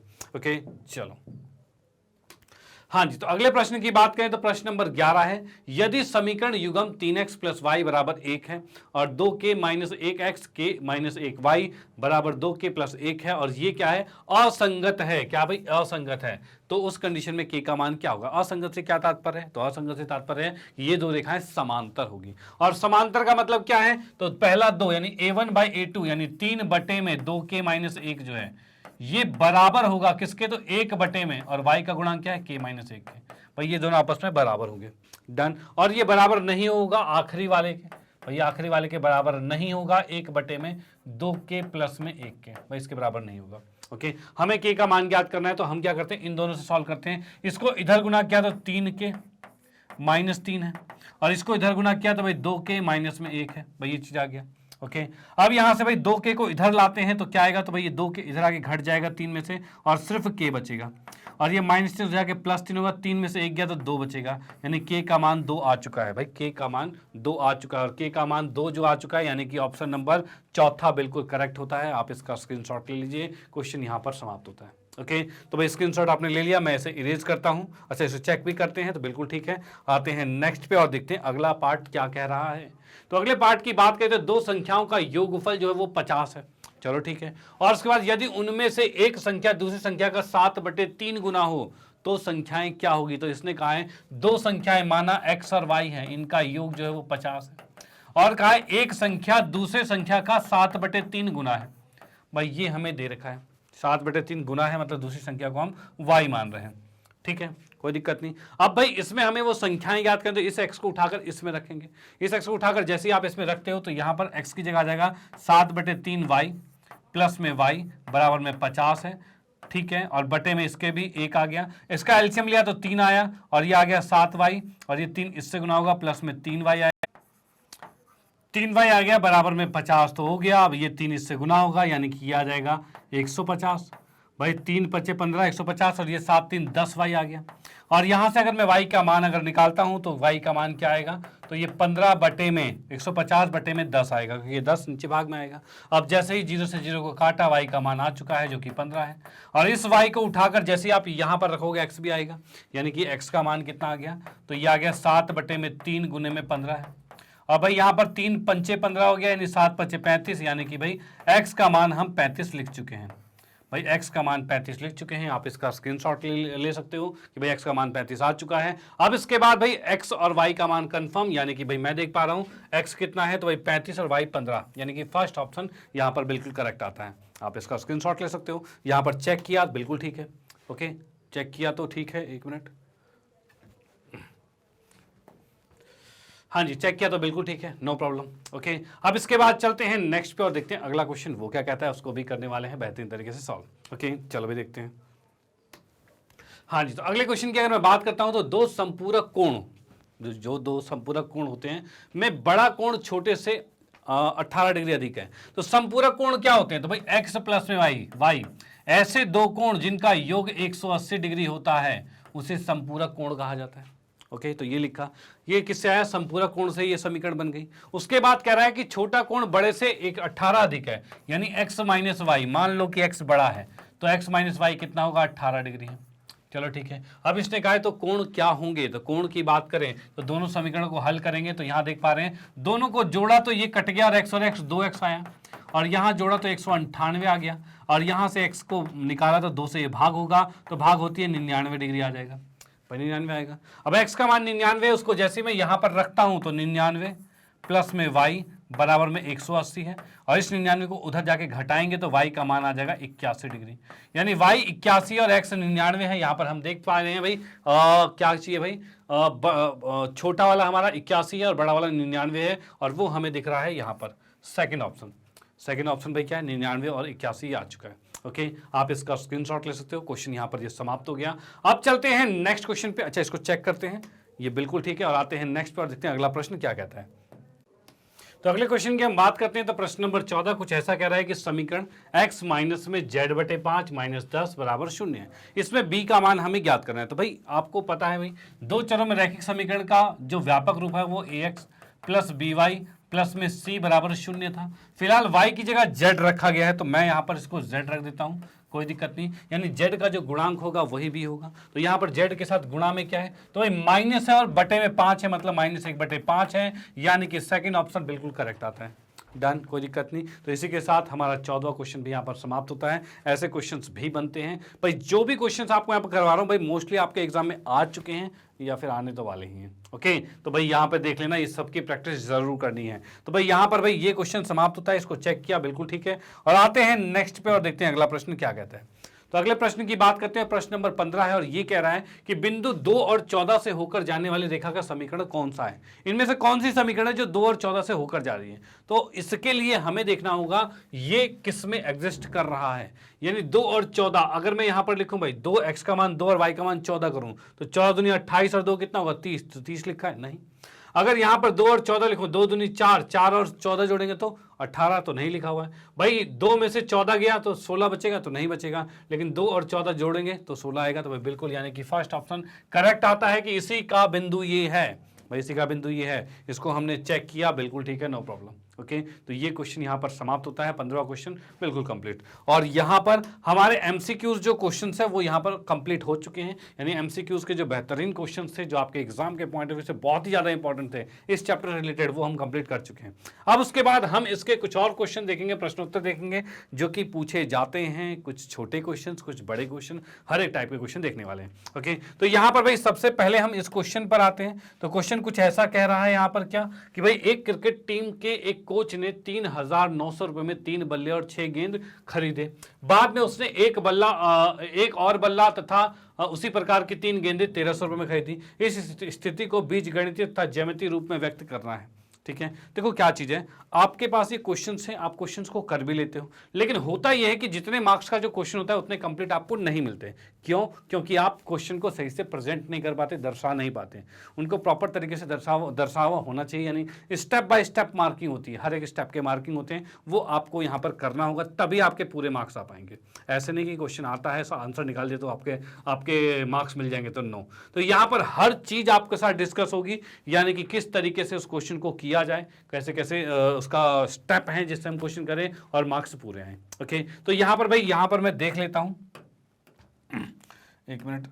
इसमें लिखा है यहां पर हल, और इसके अंदर भाई, इसके अंदर हमने यहां पर लिखा कि भाई जैसा कि हम देख पा रहे हैं 3 बल्ले और 6 गेंद हैं। तो यहां पर मैंने माना भाई, माना बल्ले की कीमत हमने मान ली भाई कि कितनी है, तो ₹X है। ठीक है, और वही दूसरी बात करते हैं। तो भाई दूसरा है गेंद, जो है भाई गेंद की कीमत जो है इसको हमने मान लिया रुपीज में Y।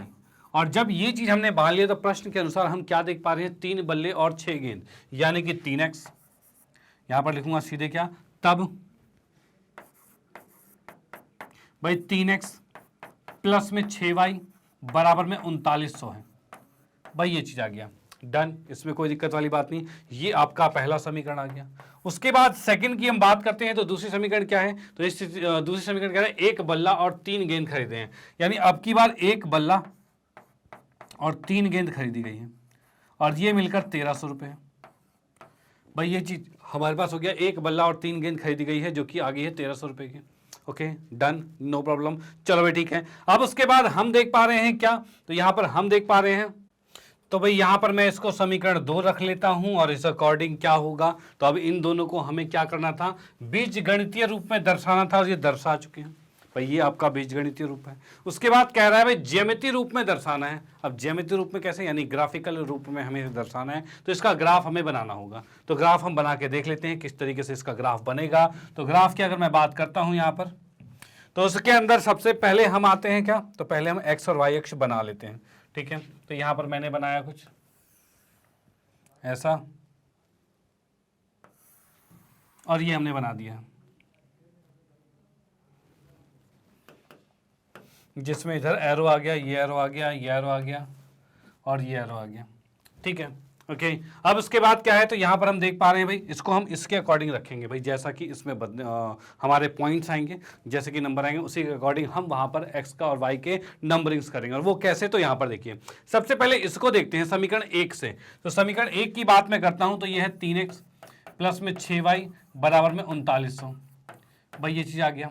ओके अब यहाँ से जब मैं इसको 3 से भाग करूंगा, तो 3 से भाग किया तो भाई क्योंकि 3 कॉमन आ रहा है, तो इसलिए 3 से सबको भाग कर दिया। तो यहाँ हम देख पा रहे हैं x प्लस में 2y बराबर में कितना है, तो भाई 3 से करेंगे, 3 एकम 3, 3 तिया 9, 1300 आ रहा है, ठीक है, ये चीज़ आ चुका है, डन। अब यहाँ से हम क्या करते हैं, x का मान निकालेंगे। तो x का मान निकालने के लिए 1300 माइनस में 2y आएगा, भाई 1300 माइनस में 2y आ रहा है। अब इसका मैं बॉक्स यहाँ पर बनाता हूँ, तो बॉक्स क्या बनेगा इसका,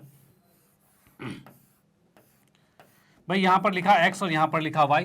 ओके अब यहां पर क्या है, y की जगह अगर मैं लिख देता हूं, मान लो कि 400 लिख देता हूं, ठीक है, तो 400 लिख दूं इसमें, तो 4 दूनी 8, 13 में से 8 का कितना बचेगा, 500। तो यानी कि भाई 400 अगर मैंने y का मान रखा, तो x का मान कितना आ रहा है, तो 4 दूनी 8, 13 में से 8 गया, 500 बचेगा, यानी कि ये 500 आ गया, डन, कोई दिक्कत नहीं है। ओके अब उसके बाद नेक्स्ट क्या है, तो नेक्स्ट की हम बात करते हैं। अगर मैं y का मान लेता हूं क्या, तो y का मान अगर 4 के बाद मैं मान लेता हूं 500 मान लेता हूं, कोई दिक्कत नहीं है। तो भाई 500 अगर मान लिया जाए, ठीक है, तो भाई 500 अगर जैसे ही मानेंगे, तो 5 दूनी 10, 13 में से 10 गया, तो कितना बचा, तो 300 बचा। तो ये चीज आ गई हमारे पास, ये हमारे पास पहले वाले समीकरण के अकॉर्डिंग बॉक्स बन गया है। दूसरे वाले समीकरण में देखते हैं, तो ये है x प्लस में 3y बराबर में 1300 है। यहां से x का मान निकालेंगे तो क्या आएगा, 1300 माइनस में 3y होगा, डन, कोई दिक्कत नहीं। चलो भाई उसके बाद यहां पर बॉक्स की बात करते हैं। बॉक्स में हमने देखा यहाँ पे, और यहां पर ये x है और ये y आ गया, भाई x आ गया और y आ गया, डन। अब यहां पर क्या है, y का मान कुछ भी रखते हैं, कुछ भी क्या रखूं, फिर से मैं अगर 400 रख देता हूं, 400 300 रख देता हूं। अगर y का मान 300 है, 3 या 900 होगा, 13 में से 900 गया तो 400 ही बचेगा, तो ये 400 आ गया। अब इसके बाद अगर मैं 400 यहां पर रख देता हूं, अगर मैं यहां पर 400 रखता हूं, तो कितना होगा, 4 तिया 12, 13 में से 12 गया तो सिर्फ 100 बचा, यानी कि ये आ गया। देखो मैंने सारे नंबर 100 के डिजिट में लिए, वो इसलिए कि ग्राफ में हमें आसानी पड़ जाए। और आसानी कैसे, तो यहां पर देख पा रहे हो कि ये जो हमारे पास है, इसको मैं 100 करके ले सकता हूं। तो कैसे भाई, इसको लिया 100, ये आ जाएगा 100, 1 मिनट, ये ज्यादा हो जाएगा, 1 मिनट, यहां पर ले लिया हमने क्या, 100, ये 200, ये 300, 400, 500 और 600 और 700, इस तरह से जा रहा है। इधर की बात करें तो ये भी हमारे पास क्या है, तो 100 है, 200, 300, 400, 500 और 600, इस तरह से जा रहा है। 700 भी लिख दिया मैंने, कोई दिक्कत नहीं। उसके बाद यहाँ की बात करें तो ये माइनस में होता है 100, माइनस में 200 और माइनस में 300। इधर की बात करें तो माइनस में 100, माइनस में 200, इस तरह से चलेगा। ओके तो यहाँ पर हम देख पा रहे हैं, ये प्लस वाला, ये प्लस वाला, ये माइनस वाला, ये माइनस वाला, ये आ गया है, जिसमें कि हमें पता है ये एक्स अक्ष होता है और ये एक्स डैश कहते हैं इसे, ये पूरा एक्स अक्ष है। उसके बाद ये वाई है और ये वाई डैश होगा, जिसे वाई अक्ष कहा जाता है। ओके अब बॉक्सेस की बात अगर मैं करता हूं, तो यहाँ पर हमें समीकरण पता है क्या, कि भाई 3x plus 6y, 3x plus 6y बराबर में 3900 है। और इसका जो बॉक्स हमारे पास बना हुआ है, जिसके अंदर हम देख पा रहे हैं x और y, भाई इसमें x और y हम देख पा रहे हैं, तो x और y क्या है, तो भाई 500, 400, 300, 500 है। तो भाई यहाँ पर हम देख पा रहे हैं भाई 500, 400 और 300 और 500, 500, 400 और 300 और 500, 500, 400, 300, 500 आ जाएगा, ठीक है। इधर की बात करें तो 4, 3 और 100, 400 आ रहा है। तो भाई इसके लिए क्या है, तो भाई x प्लस में कितना है, तो 2y बराबर में 1300 है। भाई ये चीज़ था x प्लस में 2y, ये 3y है, भाई 3y है। तो यहाँ पर हमने लिखा क्या, x प्लस में 3y बराबर में 1300 है। और इसका बॉक्स अगर मैं यहाँ पर बनाता हूँ, तो बॉक्स में मुझे दिख रहा है कि x और y लिखा, और इसके अंदर जैसे हमने 3, 4, भाई क्या है 300 और 400 है, और यहाँ 100 है, और यहाँ पर भाई कितना है, तो 100 के बाद ये 400 आ जाएगा, ठीक है, ये आ गया। अब इसको हम यहाँ पर दर्शा लेते हैं, दर्शाएंगे कैसे, तो पहला ये x 500 है, y 400, तो x पे गए 500 और y पे गए 400, यानी ये बिंदु आ रहा है, ठीक है। उसके बाद x पे 300 और y पे 500, x पे 300 और y पे कितना है 500 है, भाई ये चीज आ गया, 300 और 500 आ गया। डन। अब इस रेखा को हम खींच देते हैं। अच्छा, इस पे पहले पॉइंट भी लिख देते हैं। तो कितना है तो भाई 500 और क्या है तो भाई 400 है। उसके बाद यहां पर देखें तो भाई x का मान 300 है और 500 है। भाई ये चीजें हमारे पास हो चुकी है, कोई दिक्कत वाली बात नहीं। अब इसको जैसे ही हम यहाँ पर करते हैं, एक रेखा खींचते हैं। रेखा कैसे खींचेगी, तो रेखा की हम बात करते हैं यहाँ पर। तो इसमें देखा जाए तो यहाँ पर भाई अगर मैं रख देता हूँ 700 आ जाएगा, 7 6 42 100, ठीक है। हाँ, तो यहाँ पर भाई इसकी रेखा अगर खींची जाए तो ये रेखा किस तरह से खींचेगी, इस तरह से रेखा जाएगी। एक मिनट,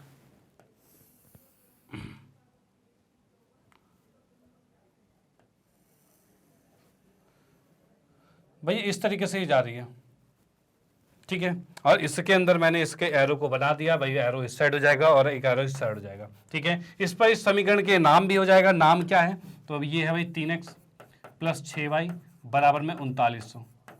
भाई ये चीज आ गया। सेकंड की बात करते हैं, x 400 और y 300 है। तो यहां पर भाई मैंने क्या लिखा, भाई x 400 y 300, ये पॉइंट आ गया। दूसरा है x क्या है भाई 100 और y कितना है तो भाई 400, x 100 और y 400, कुछ ऐसा आ गया, ठीक है। अब उसके बाद क्या होगा, तो भाई इसके अंदर हम देखने वाले हैं भाई, हम इसमें रेखा खींचेंगे। अब रेखा कैसे खींचेगी, तो इसी के अकॉर्डिंग खींचेगी। तो हमने यहां पर ये बना दिया रेखा।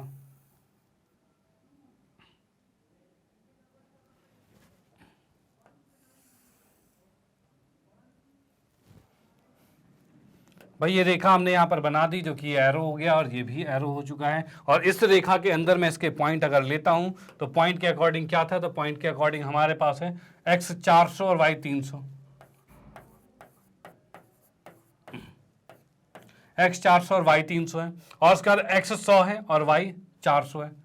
100 और 400, ठीक है भाई, 100 और 400 है। डन, कोई दिक्कत नहीं। तो x 100 है और y 400 है, ये लिख दिया। अब इस पर भी इसके समीकरण को लिखेंगे, तो जो कि है x प्लस में 3y बराबर में 1300। तो यहां पर हम देख पा रहे हैं जो दो समीकरण थे उनको हमने ग्राफिकली भी यहां पर दर्शा दिया, ग्राफ के अकॉर्डिंग दर्शा दिया, और साथ में ये बीजगणितीय विधि से, बीजगणितीय तरीका उससे भी दर्शा दिया है।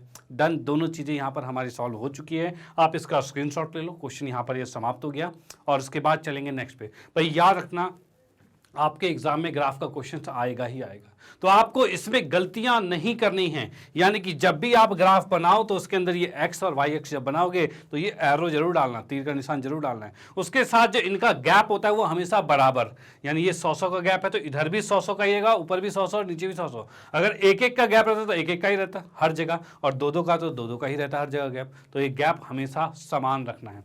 डन। और जब भी रेखा खींचते हो तो रेखा में भी दोनों तरफ तीर का निशान जरूर डालना है, ठीक है। और जो बिंदु है साफ सुथरे होने चाहिए, उसके साथ वो जो आपके पास निर्देशांक है वो भी लिखे होने चाहिए, जिसमें कि हमेशा पहले x होता है और बाद में y होता है। याद रखना भाई, पहले x लिखना है और बाद में y लिखना है, ओके। और ये उसके अकॉर्डिंग रेखा खींची है, और रेखा दोनों के दोनों हमने यहाँ पर खींच के दिखा दिया, और दोनों की रेखा के साथ उनके समीकरण भी लिखने हैं, तब जाके आपको पूरे मार्क्स मिलेंगे, नहीं तो कर सकते हैं, ओके। तो इसका स्क्रीनशॉट ले लो। चलते हैं नेक्स्ट पे और देखते हैं अगला क्वेश्चन क्या कहता है।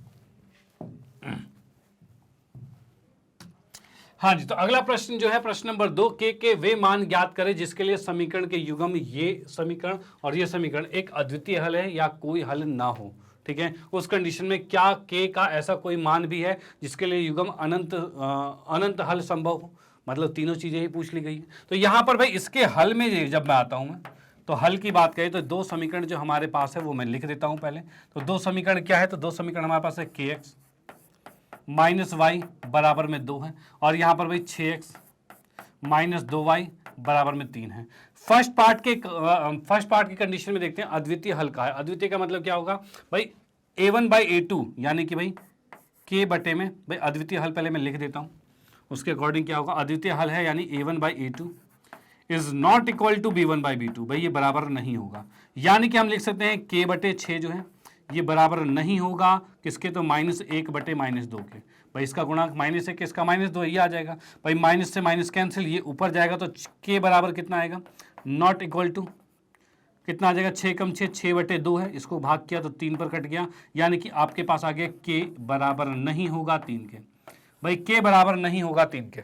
डन, कोई दिक्कत नहीं भाई, ये सॉल्व हो गया। यहाँ पर k का मान 3 आ गया, मतलब 3 नॉट इक्वल टू आ गया। अगर k का मान 3 नहीं होता है तो उस कंडीशन में ये दोनों समीकरण आपस में अद्वितीय हल देंगे। ओके डन, चलो ठीक है। अब इसके बाद आते हैं सेकंड पार्ट पर। तो दूसरा पार्ट क्या कहता है? तो दूसरा पार्ट कहता है कोई हल नहीं, यानी कि भाई a1/a2 बराबर है b1/b2 के, लेकिन बराबर नहीं है c1/c2 के।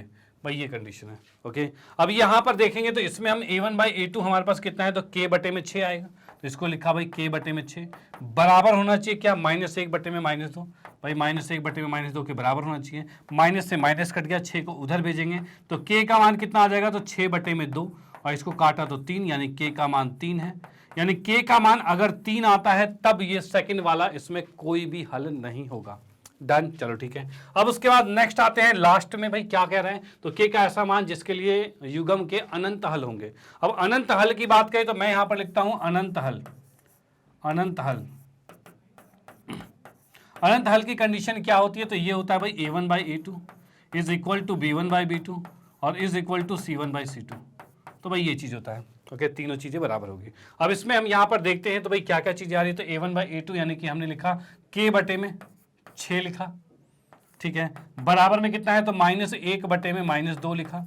और बराबर में क्या होना चाहिए, तो 2/3 होना चाहिए। 2/3 होना चाहिए। डन, 2/3 होगा। लेकिन यहां पर देखिए क्या ये दोनों बराबर है, तो ये तो बराबर है ही नहीं। जब ये बराबर नहीं होगा तो उस कंडीशन में क्या होगा, क्या ये अनंत हल देगा, तो नहीं दे सकता। भाई इसका बराबर तो होना जरूरी है। अब k का कुछ भी मान हो, ये तो बराबर नहीं है ना। तो यहां पर हम देखेंगे क्या कि भाई यहां पर लिखेंगे ये बराबर नहीं है, यानी कि हम कहेंगे क्या, b1/b2 is not equal to c1/c2। भाई नहीं है बराबर, तब यह अनंत हल नहीं दे सकता k के किसी भी मान पे।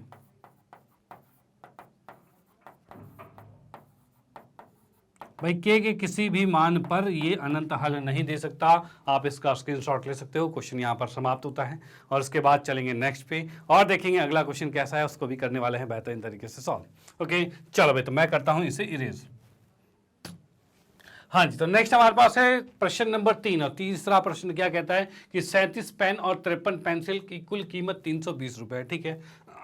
उसके बाद कह रहा है 53 पेन और 37 पेंसिल की कीमत 400 रुपए है, ठीक है। तो एक पेन व एक पेंसिल की कीमत अलग अलग कितने होंगे वो ज्ञात करना है। तो भाई बिल्कुल ज्ञात करेंगे।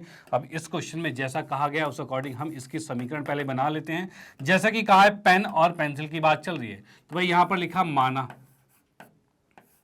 भाई जो पेन है की कीमत, पेन की जो कीमत है और वो कितनी है हमारे पास, तो पेन की कीमत की बात की जाए तो इसको मान लिया गया रुपीस में x, ठीक है। उसके बाद नेक्स्ट क्या है, तो भाई पेंसिल की कीमत, भाई पेंसिल जो है, भाई पेंसिल की कीमत की बात करें तो ये क्या है, तो रुपीस y है। पेंसिल की कीमत रुपीस y है। डन, कोई दिक्कत नहीं। चलो भाई ठीक है। भाई पेन की कीमत x है, पेंसिल की कीमत रुपीस y है। और उसके बाद क्या है, तो भाई इसी के अकॉर्डिंग जैसा कि हम समीकरण बना पा रहे हैं, जैसा क्वेश्चन में कहा गया है कि 37 पेन है मतलब 37x है, प्लस में 53y है क्योंकि 53 पेंसिल है, ये मिलके 320 रुपए हो रहे हैं। और साथ ही साथ क्या है, तो 53 पेंसिल है और 37 पेन है और ये मिलके कितना आ रहा है, तो ये मिलके हमारे पास आ रहा है 400 रुपये। भाई ये दो समीकरण बन गई है। अब इन दोनों समीकरण को हल करना है। ओके तो भाई यहां पर देखो क्या चीज है, अगर मैं इसमें प्रतिस्थापन भी करूं तो बहुत बड़े बड़े वैल्यू आ जाएंगे, ठीक है ना। विलोपन विधि करें तो भाई गुणा करना पड़ेगा, बराबर करना पड़ेगा। तो 53 से ऊपर को 37 को नीचे से, ये तो बहुत बड़ा कैलकुलेशन हो जाएगा, ठीक है। तो हम क्या करते हैं, इस समीकरण को छोटा करते हैं। छोटा कैसे करेंगे, तो हम क्या करते हैं, ये जो समीकरण 1 है और 2 है इनको पहले आपस में जोड़ेंगे, ठीक है। तो हम यहां पर क्या करते हैं, समीकरण 1 में 2 को जोड़ा गया।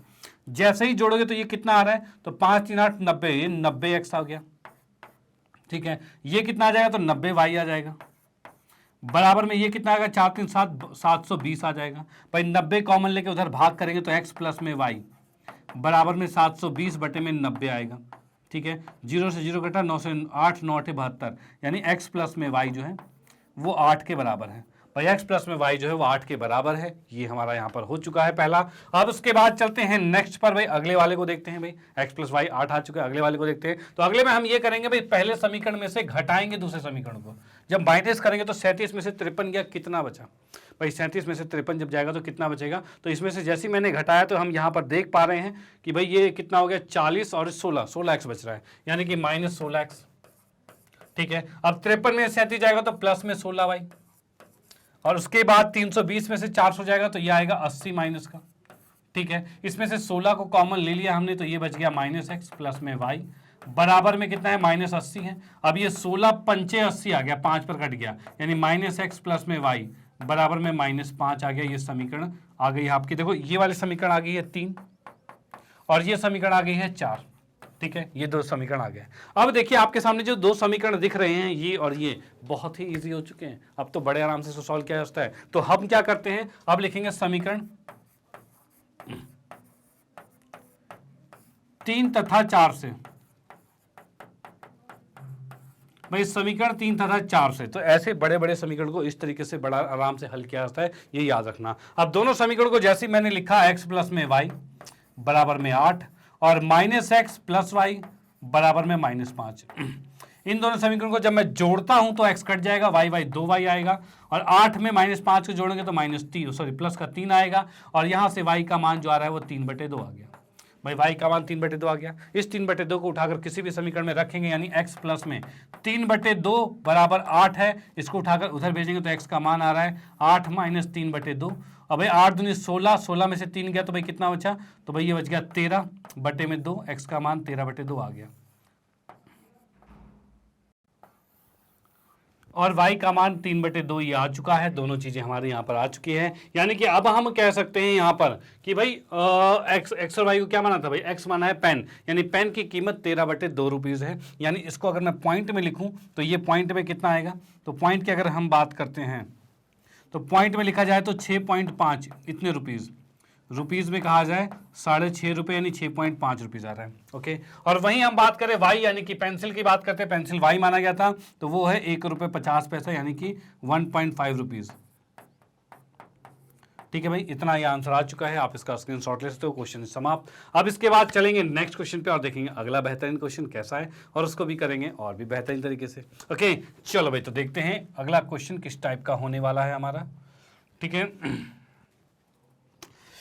हाँ जी, तो नेक्स्ट क्वेश्चन की हम बात करते हैं। दो अंकों के एक संख्या के अंकों का योग जो है वो 18 है और सॉरी 8 है। यदि उस संख्या तथा उसके अंकों के स्थान परस्पर बदलने पर प्राप्त संख्या का अंतर जो है वो 18 हो तो उस संख्या को ज्ञात कीजिए। कहना क्या चाहता है क्वेश्चन, कहना ये चाहता है कि यहां पर दो अंकों की संख्या है। कैसी भाई, तो दो अंकों की संख्या, और दो अंकों की संख्या होती कैसी है भाई, दो अंकों की संख्या की बात करें तो जैसे कि मैंने कहा कि 27 लिखा हुआ है, तो 27 क्या है, दो अंकों की संख्या है भाई, जिसमें कि पहला अंक है और दूसरा अंक है। अब इसने कहा है दो अंकों की संख्या की एक संख्या के अंकों का योग, भाई दोनों अंकों की संख्या की एक संख्याओं का के अंकों का योग, यानी कि बात करते हैं कि यहाँ पर जैसे कि 7 और 2 है तो इनको जोड़ दिया जाए तो कितना आ रहा है, तो भाई 9 आ रहा है। तो वैसे इसका भी कोई दो अंकों की संख्या है जिसको जोड़ने पर उनके अंकों का योग कितना है, 8 आ रहा है। ठीक है, लेकिन इसको मैं थोड़ा सा आपके सामने डिफाइन करता हूँ। क्या 27 को हम कैसे लिख सकते हैं, तो 27 को लिखने के लिए 2 गुने में 10 प्लस में 7 लिखा जाएगा। यानी वैसे ही अगर xy होता ये तो इसको क्या लिखते हैं, तो ये 10x होता, 10 गुने में x होता प्लस में y होता। भाई ऐसे तो दो अंकों की संख्या याद रखना यही होता है आपका। अगर एक पहली संख्या x दूसरी y है तो 10x प्लस में y होगा, याद रखना। ओके, तो यहां पर भाई मैंने लिखा हल, एक मिनट, इसमें हल हमने लिखा और हल के अकॉर्डिंग हम यहां पर क्या लिखेंगे, तो यहां पर हम लिखेंगे माना। भाई माना दो अंकों की संख्या जो है, दो अंकों की संख्या जो है, तो भाई दो अंकों की संख्या की अगर मैं बात करूं, माना मैंने दो अंकों की संख्या क्या है, तो ये है हमारे पास 10x प्लस में y। भाई ये दो अंकों की संख्या है, डन, कोई दिक्कत नहीं। चलो भाई दो अंकों की संख्या 10x प्लस में y आ गई हमारी। ओके, अब उसके बाद क्या है, इसमें कहा हुआ है क्वेश्चन के अकॉर्डिंग कि भाई उनके अंकों का जो योग है, संख्या के अंकों का जो योग है वो 8 है। यानी कि हमें प्रश्न के अनुसार दे रखा है कि भाई x प्लस में y जो है ये हमें 8 दे रखा है। चलो भाई ठीक है, उसके बाद कहता है यदि उस संख्या तथा उसके अंकों के स्थान परस्पर बदलने पर प्राप्त संख्या का अंतर, यानी जो भी संख्या हमारे पास थी, यानी कि पहले हमारे पास थी 10x प्लस में y, और उसके बाद हमने इसके स्थान को बदला, यानी इसको लिखेंगे 10x प्लस में y। अब इसका स्थान बदलना मतलब, जैसे 27 लिखा है उसको उल्टा कर दिया तो 7 और 2 यानी 72 हो गया हो। तो वैसे यहां पर इसकी संख्या को बदलते हैं तो यह हो जाएगा 10y प्लस में x है, ये संख्या को बदल दिया गया है। अब क्वेश्चन में कह रहा है यदि उस संख्या तथा उसके अंकों को के स्थान परस्पर बदलने से प्राप्त संख्या का अंतर 18 है, यानी इसका अंतर जो है वो 18 आपको दे रखा है। चलो भाई ठीक है, तो संख्याएं ज्ञात करनी है, मतलब यहां से अगर x और y का मान निकल जाए उसको हम यहां रख के संख्या ज्ञात कर लेंगे। अब वो कैसे निकलेगा तो इसको हम सॉल्व करते हैं। तो भाई 10x plus y minus 10y minus x बराबर 18 है। अब ये 10x में से x जाएगा तो 9x बचेगा, और y में से 10y गया तो माइनस 9y होगा, और बराबर में 18 है। और यहां से 9 को अगर हम कॉमन ले ले तो यह आएगा x माइनस में y बराबर में 18 आएगा, और यहां से देखा 9 दूनी 18, यानी x माइनस में y बराबर में 2 आएगा। भाई ये आ गया हमारा समीकरण ये आ गया हमारा 1, और ये समीकरण आ गया 2।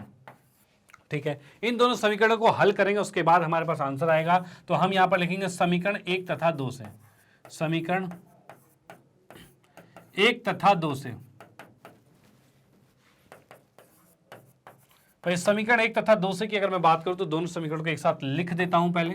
तो x प्लस वाई बराबर में 8 है, और x माइनस वाई बराबर में कितना आ रहा है तो ये 2 आ रहा है। इन दोनों समीकरणों को जब हल करेंगे तो हम क्या करते हैं, दोनों समीकरणों को जोड़ देते हैं। जोड़ने से क्या होगा, y से y कट गया, और x कितना आ गया तो 2x आ गया, और यहाँ देखा 8 और 2 जोड़ा 10 आ गया, और यहाँ से x का मान कितना है तो 10/2, यानी कट के आ गया 5, यानी x का मान 5 आ गया। भाई ठीक है, x का मान 5 आ गया, और इस 5 को अगर हम पहले समीकरण में रखते हैं तो भाई क्या आएगा, तो भाई यहां पर मैं लिखता हूं 5 प्लस में y बराबर में 8 आएगा, यानी y का मान कितना आ गया तो उधर घट गया तो 3, y का मान 3 आ गया, और x का मान 5 आ चुका है। डन। तो यहां पर फाइनली कहा है उस संख्या का मान ज्ञात कीजिए, तो हम लिखेंगे तब संख्या भाई कौन सी संख्या होगी, तो संख्या की बात करें x 5 है y 3 है, तो x को अगर 5 रखेंगे 5 दाएं 50, और y 3 मतलब 53, यानी कि तब संख्या 53 है वो। और यहां से हम देख पा रहे हैं 5 और 3 53, ये हमारे पास हो गया। आप इसका स्क्रीनशॉट ले सकते हो कि क्वेश्चन यहां पर ये समाप्त हो गया। ओके, तो ये 2 अंकों की संख्या के आधार पर क्वेश्चंस आपके बनते हैं, और आप इसके बेसिक को अगर क्लियर कर गए, समझ गए कि भाई 2 अंकों की संख्या ये होती है, अब इसके अनुसार जो भी स्टेटमेंट कहेगा आप अपने आप आराम से इसकी बीजगणितीय विधि यानी कि कहा जाए तो इसकी रेखा जो समीकरण है वो बना पाओगे, और समीकरण एक बार आपने बना लिया फिर तो कोई दिक्कत नहीं होने वाली। ओके चलो भाई, तो स्क्रीनशॉट इसका ले लिया, चलते हैं नेक्स्ट पे और देखते हैं अगला प्रश्न क्या कहता है। तो भाई अगले प्रश्न की बात करते हैं। तो प्रश्न नंबर 5 ये कह रहा है कि एक भिन्न इस प्रकार का है। भिन्न क्या होता है, तो भिन्न का मतलब भाई कोई भी संख्या जब बटे में आती है, यानी कि भाई p/q की फॉर्म में आ गया तो इसे भिन्न कहते हैं। जिसमें जो ऊपर वाला होता है इसे अंश कहा जाता है, और जो नीचे होता है इसे कहा जाता है हर। भाई ये चीज होती है। डन, इतनी बात समझ में आ गई। चलो भाई, अब ये क्वेश्चन में कह रहा है एक भिन्न इस प्रकार का है कि यदि इसके अंश को 3 से गुणा कर दिया जाए, यानी ऊपर जो है उसको 3 से गुणा करेंगे, और उसके बाद का हर में से 3 को घटाया जाए, तो वह संख्या जो होगी वो 18/11 हो जाएगी। ओके चलो भाई, किंतु यदि उसके अंश को 8 से बढ़ा दिया जाए, यानी कि अंश में 8 जोड़ दिया जाए, तो उसके बाद और क्या कहा है, हर को 2 गुना कर दें तो वो 2/5 हो जाएगा। अब इसके बाद कह रहा है वह भिन्न ज्ञात कीजिए, यानी कि वो बटे की संख्या है उसे ज्ञात करना है। ओके चलो भाई, तो ज्ञात करते हैं बिल्कुल किस तरीके से ज्ञात होगा। तो यहां पर हमने लिखा हल, और इस हल के अकॉर्डिंग हम यहां पर लिख सकते हैं क्या भाई, पहले माना। भाई क्या करते हैं भाई, मान लिया हमने, माना भिन्न जो है, भाई मान लिया कि भाई जो भिन्न हमारे पास है ये हमारे पास क्या है तो x/y है। मान लिया कि भिन्न जो है वो x/y है। डन, कोई दिक्कत वाली बात नहीं। चलो भाई, जिसमें कि जैसा कि प्रश्न में कहा गया तो हम यहां पर लिखेंगे प्रश्न के अनुसार। भाई प्रश्न के अनुसार, भाई प्रश्न के अनुसार की अगर मैं बात करता हूं तो प्रश्न के अनुसार में हम देख सकते हैं कि भाई अंश को 3 से गुणा किया गया, यानी कि 3x, यानी हम देख पा रहे हैं ऊपर अंश से नीचे हर अंश को 3 से गुणा किया गया है, और हर से 3 घटाया गया है, यानी y - 3, और ये बराबर किसके है तो भाई 18/11 के। भाई ये चीज आ गया। ओके, इसको सॉल्व करते हैं और समीकरण बना लेते हैं। तो 11 को इधर से गुना किया तो 11 × 33x होगा। इसको इधर गुना किया, अच्छा इसमें कुछ कट रहा है तो काट देते हैं तो ज्यादा इजी हो जाएगा। इजी कैसे भाई, 3 से इसको काटा, 3 × 6 = 18, भाई 3 से ऊपर कट जाएगा, कोई दिक्कत नहीं। अब 11 को इधर से गुना करेंगे तो 11x आएगा, और y -3 को इधर करेंगे तो ये आएगा 6y, माइनस में 6 तिया 18 हो जाएगा। इसको उठाकर इधर ले आएंगे तो 11x, माइनस में 6y और बराबर में -18, और ये समीकरण 1 आ चुका है। क्या आ गया भाई? समीकरण 1 आ गया। डन, चलो ठीक है। उसके बाद नेक्स्ट की हम बात करते हैं, तो अगला क्या है, किंतु यदि उसके अंश को 8 से बढ़ा दिया जाए, यानी अब दूसरी कंडीशन हो रही है, यानी फिर से x और y मैंने लिया, ठीक है भाई। अब इसमें कहा है यदि अंश को 8 से बढ़ा दिया जाए, ठीक है, यानी कि अंश में 8 जोड़ दिया गया, और ये कहा गया है कि भाई जो हर को 2 गुना कर दें, भाई हर को 2 गुना यानी कि भाई यहां पर भाई इसको 2y कर दिया गया, तो ये संख्या आपकी 2/5 हो गई है। ओके, अब यहां से इसको भी समीकरण की फॉर्म में बदल लेते हैं। 5 से इधर जाइए, हमारे पास क्या है भाई? 8 है। 5 से इधर गुना किया तो भाई 5x आएगा, प्लस में 8 पंचे 40 आएगा, और इसको इधर गुना किया तो ये 4y आएगा। इसमें कोई दिक्कत नहीं आने वाली। डन भाई, जैसे जैसा क्वेश्चन में कहा था भाई अंश में 8 जोड़ा गया है और हर को 2 से गुणा किया गया है, तब ये संख्या 2/5 आ गई। ओके, अब इस 2y को इधर किया, 4 5 को इधर गुना किया, ये हमारे पास आ चुका है। अब इस 4y को इधर भेजते हैं तो यहां पर हमारे पास आ रहा है भाई 5x माइनस 4y, बराबर में इसको इधर भेजेंगे तो -40। ये समीकरण दूसरी हो गई है। डन, ये हमारे पास आ गया।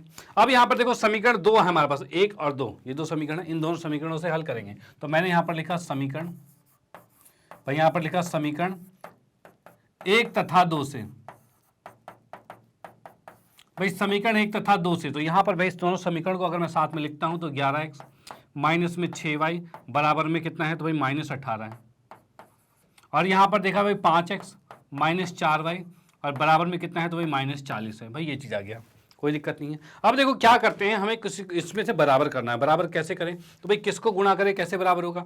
तो भाई अगर मैं इस 6 को 2 से गुणा करूं और 4 को 3 से करूं तो 6 दूनी 12, 4 तिया 12, भाई हो रहा है बिल्कुल। तो इसका मतलब हम क्या करते हैं, समीकरण 1 है और 2 है, इसमें इसको गुणा किया है 2 से और इसको गुणा किया है 3 से, ठीक है। अब देखिए जो नई समीकरण हमारे सामने आ रही है वो किस फॉर्म में आएगी, तो इसको हमने यहां पर लिखा कि भाई हमारे पास जैसे ही 2 से गुणा करेंगे पूरे को करना पड़ेगा, यानी कि भाई ये हमारे पास आ रहा है 11 दूनी 22x, ठीक है, माइनस में 12y और बराबर में 18 दूनी 36 यानी कि -36।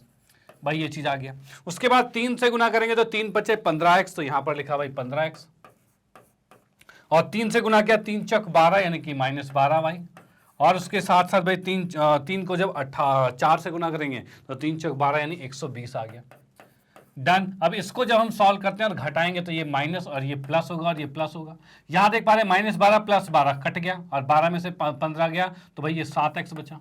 और यहां पर देखेंगे -36 और प्लस में 120, 120 में से 36 गया, कितना बचा? तो भाई इसमें से जैसे ही 36 जाएगा तो 120 में से ये जाता है तो ये बचेगा एक 84 बचेगा, भाई 84 बचेगा। भाई 84 और 6 कितना 90, 90 और 30 120 आ रहा है ना बिल्कुल।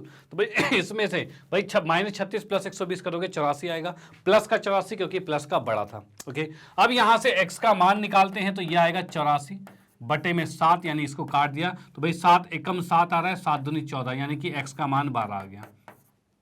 डन, पहली बात आ गई, x का मान 12 आ गया। ओके, उसके बाद नेक्स्ट क्या है, तो इस x के मान को उठाकर किसी भी समीकरण में 1 में या 2 में किसी में रख लो। मान लो मैंने 2 में रख दिया, तो 2 में रखते ही क्या होगा, तो ये 5 है, x मतलब कि कितना आएगा, तो ये आएगा 5 गुने में 12 माइनस में 4y बराबर में 40 है, वो भी क्या -40। ठीक है, ये चीज आ गया हमारे पास। ओके, अब यहां पर हम देख पा रहे हैं 12 पंचे 60 है, इस 40 को इधर लाएंगे तो प्लस में 40 आएगा, इस 4y को उधर ले जाएंगे तो प्लस में 4y होगा। अब यहां पर मैं देखा तो ये कितना आ रहा है, तो 100 बटे में 4 आएगा, 100 बटे में 4 बराबर में y, और 4 से जब हमने इसको काटा 4 दूनी 8 और 4 पंचे 20, 25 यानी y का मान 25 आ चुका है। भाई y का मान 25 आ चुका है, x का मान 12 है, यानी कि अब हम कहेंगे तो भिन्न कितना होगा, तो हम फाइनली इसमें लिख सकते हैं क्या कि भाई तब भिन्न जो हमारे पास आया है ये किसके बराबर होगा, तो x बटे में y था और x कितना है 12 और y कितना है 25, यानी ये 12 बटे 25 है।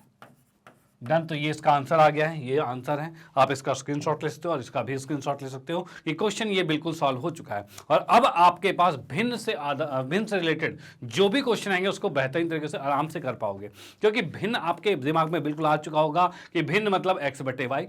अब इसी में देखो थोड़ा बहुत ऊपर नीचे करेगा भाई, क्या जैसे अंश में जोड़ा घटाया भाई गुणा किया, यही चीज करेगा आंसर हर में, और तभी उसी से समीकरण बनेगी। और वही इस कंडीशन से समीकरण बनी और यहाँ बनी, 2 समीकरण बनेंगे, दोनों को हल करेंगे, अपने आप आंसर आएगा। डन, कोई दिक्कत नहीं, स्क्रीनशॉट आपने ले लिया है। चलते हैं नेक्स्ट पे और देखते हैं अगला प्रश्न कैसा है, उसको भी करने वाले हैं बेहतरीन तरीके से सॉल्व। ओके चलो भाई देखते हैं। हाँ जी, तो अगला प्रश्न है प्रश्न नंबर 6 और छठा प्रश्न क्या कहता है, तो ये कह रहा है दो मित्रों ए और बी की उम्र का अंतर जो है वो 2 वर्ष है। भाई दोनों की उम्र कुछ ना कुछ रही होगी, तो दोनों का अंतर जो है वो 2 वर्ष है। अब ए के पिता डी की आयु ए की आयु की दोगुनी है। भाई इसने कहा है ए के पिता डी है, उसकी आयु जो है ए की आयु के दोगुनी है, ठीक है भाई। और बी की आयु अपनी बहन सी की आयु की दोगुनी है, भाई ये चीज कह रहा है। चलो भाई, और यदि डी व सी की आयु का अंतर 40 वर्ष है तो ए व बी की आयु ज्ञात कीजिए। अरे वाह, बड़ा कंफ्यूजन सा है, लेकिन कोई बात नहीं, बड़े आराम से सॉल्व होगा। जैसा जैसा इसने कहा हुआ है वैसे वैसे करते जाते हैं आराम से, बिल्कुल इसी तरीके से सॉल्व होगा। तो कैसे, तो यहां पर देखिए भाई, ज़्यादा कन्फ्यूज़न नहीं होना, आराम से प्यार से पढ़ो, आराम से ये हो चीज़ें हो जाएगी।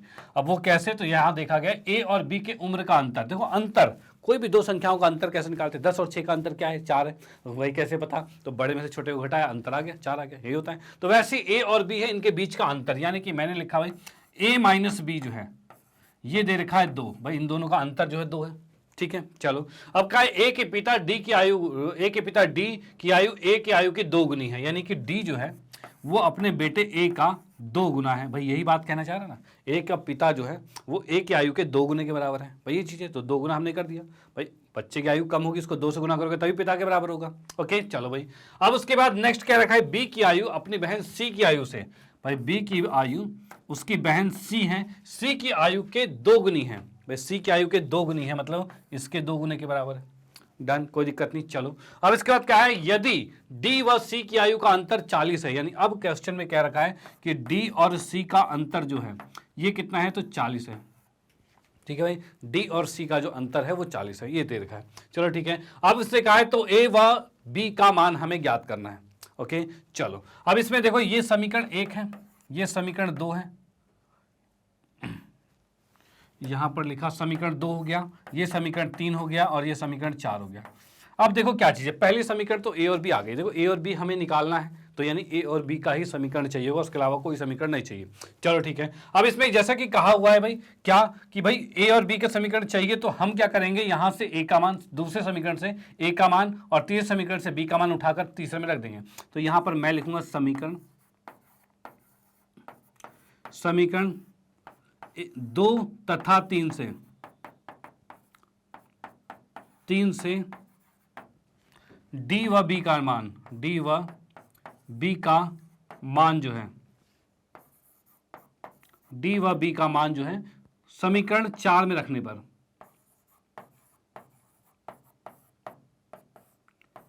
समीकरण 4 में रखने पर 4,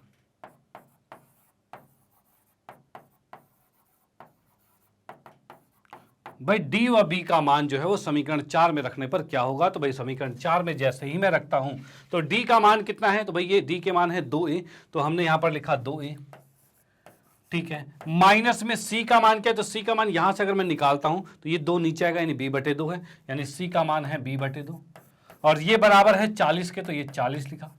अब यहां से मैं सॉल्व करता हूं तो ये 2 दूनी 4 हो जाएगा, भाई एलसीएम लेंगे 2 आएगा, 2 दूनी 4a माइनस में b बराबर में 40 है, और इस 2 को इधर गुना करेंगे तो 4a माइनस में b बराबर में 80 आ गया, ठीक है। और ये आ गया समीकरण कौन सा है, तो 4 है, तो ये 5वां आ गया, ठीक है भाई, समीकरण 5 आ गई। डन। अब हमारे पास जो है वो ए और बी में समीकरण है, यहां पर भी ए और बी में समीकरण है, इन दोनों समीकरणों को हल करेंगे तो ए और बी का मान आएगा। तो यहां पर हम क्या करेंगे, समीकरण 1 तथा 5 से भाई इन दोनों समीकरण से हम इसको लिखते हैं। तो यहां पर क्या आ रहा है, तो a माइनस बी बराबर में 2 है और 4a माइनस बी बराबर में 80 है, भाई ये चीज आ गया। ओके अब इसको जस्ट मैं सॉल्व करता हूं, तो सॉल्व करने के लिए दोनों को घटाएंगे, तो घटाने मतलब ये प्लस का होगा, ये माइनस का होगा, ये माइनस का होगा, तो ये तो कट गया, a में से 4 गया तो -3 बचा। इधर देखा भाई 2 में से 80 गया तो -78 बचेगा। अब इसके बाद हम क्या देख पा रहे हैं, तो यहां से a का मान अगर मैं निकालता हूं तो a का मान क्या आएगा, तो ये आ गया भाई -78 बटे में 3 आ गया माइनस का, इससे इसको काटा और यहाँ पर भाई 3 दूनी 6 और भाई 3 6 18, यानी a का मान तो 26 आ गया, a जो है वो 26 वर्ष का है।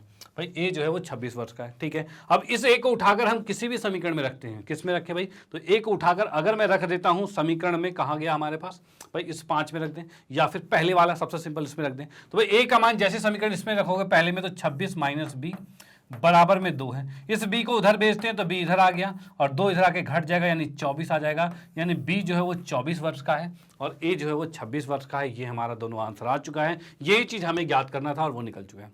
ओके, स्क्रीनशॉट ले लो। इस क्वेश्चन में भी भाई बेहतरीन क्वेश्चन था, ठीक है, और आपके एग्जाम में आ भी सकता है। और इस क्वेश्चन में कंफ्यूजन करने वाली चीजें थी कि भाई डी और सी भी ला दिया गया था, लेकिन वो डी और सी की हेल्प से ही दूसरी समीकरण बन रही थी। जो यहाँ पर डी माइनस सी 40 है, इन दोनों के मान यहाँ रखे और ए बी की फॉर्म में हमने समीकरण बनाया। देखो एक चीज बस याद रखना दिमाग में, क्या कि भाई अगर मुझे ए और बी ज्ञात करना है तो समीकरण ए और बी की फॉर्म में ही होने चाहिए। तो पहला ए बी की फॉर्म में ये है और तो कोई ए बी की फॉर्म में नहीं है, तो इन दोनों से हमने उठाकर डी और सी में वैल्यूज रखी, जिससे ये समीकरण भी ए और बी की फॉर्म में आ गए। अब इसमें और पहले वाले में, पांचों और पहले वाले को सॉल्व किया, अपने आप ए और बी का आंसर आ गया। डन। तो ये बात अगर आपके दिमाग में रहेगी तो आप कंफ्यूज नहीं होगे। चलते हैं नेक्स्ट पे और देखते हैं अगला प्रश्न कैसा है, उसको भी करने वाले हैं बेहतरीन तरीके से सॉल्व। हाँ जी, तो अगले प्रश्न की अगर मैं बात करता हूं तो प्रश्न नंबर 7 कुछ ऐसा कह रहा है कि एक आदमी 370 किलोमीटर की दूरी का कुछ हिस्सा रेलगाड़ी द्वारा तथा कुछ हिस्सा कार द्वारा तय करता है। यानी कुछ दूरी जानी है उसे, भाई कुछ हिस्सा तो वही क्या कैसे जा रहा है भाई, 370 किलोमीटर जाना है, कुछ हिस्सा रेलगाड़ी से जा रहा है और कुछ हिस्सा वो कार के द्वारा जा रहा है। यदि वह 250 किलोमीटर रेलगाड़ी द्वारा और शेष दूरी जो है वो कार द्वारा तय करता है तो उसे 4 घंटे लगते हैं, ठीक है भाई। और लेकिन यदि वो 130 किलोमीटर रेलगाड़ी द्वारा और कार द्वारा और शेष जो है कार द्वारा जाता है तो उसे 18 मिनट अधिक लगते हैं, अधिक समय लग जाता है। तो रेलगाड़ी तथा कार की चाल ज्ञात कीजिए। भाई क्वेश्चन देखने में तो बहुत खतरनाक है, लेकिन ये बहुत प्यार से सॉल्व हो जाएगा, कोई दिक्कत नहीं। बस आपको एक चीज पता होनी चाहिए कि भाई क्या स्पीड बराबर में होता है डिस्टेंस अपॉन टाइम। भाई जो चाल होती है वो दूरी बटे में समय के बराबर होता है। इसी के रिलेशन को रहते हुए हम क्वेश्चन को सॉल्व करने वाले हैं। ओके, या फिर इसी में हम कह सकते हैं समय, इस समय को ऊपर भेजेंगे तो चाल नीचे आ जाएगी, भाई ये चीज आ जाएगा। डन। इसी को देखते हुए हम क्वेश्चन को सॉल्व करने वाले हैं। तो यहां पर भाई सबसे पहले मैं क्या करूंगा, तो यहां पर भाई लिखा हल और इसमें पहले मानेंगे क्या भाई, भाई यहां पर हमने मान लिया, माना क्या भाई, माना। तो मानने की बात करें तो भाई रेलगाड़ी की चाल, रेलगाड़ी की चाल जो है भाई, मान लिया कि रेलगाड़ी की जो चाल है वो कितनी है, तो रेलगाड़ी की चाल को मैंने मान लिया है यहां पर x किलोमीटर प्रति घंटा, ठीक है भाई। उसके बाद हम नेक्स्ट करते हैं भाई कार की चाल। भाई कार की चाल को माना है क्या, तो भाई y किलोमीटर प्रति घंटा, इसमें कोई दिक्कत वाली बात नहीं।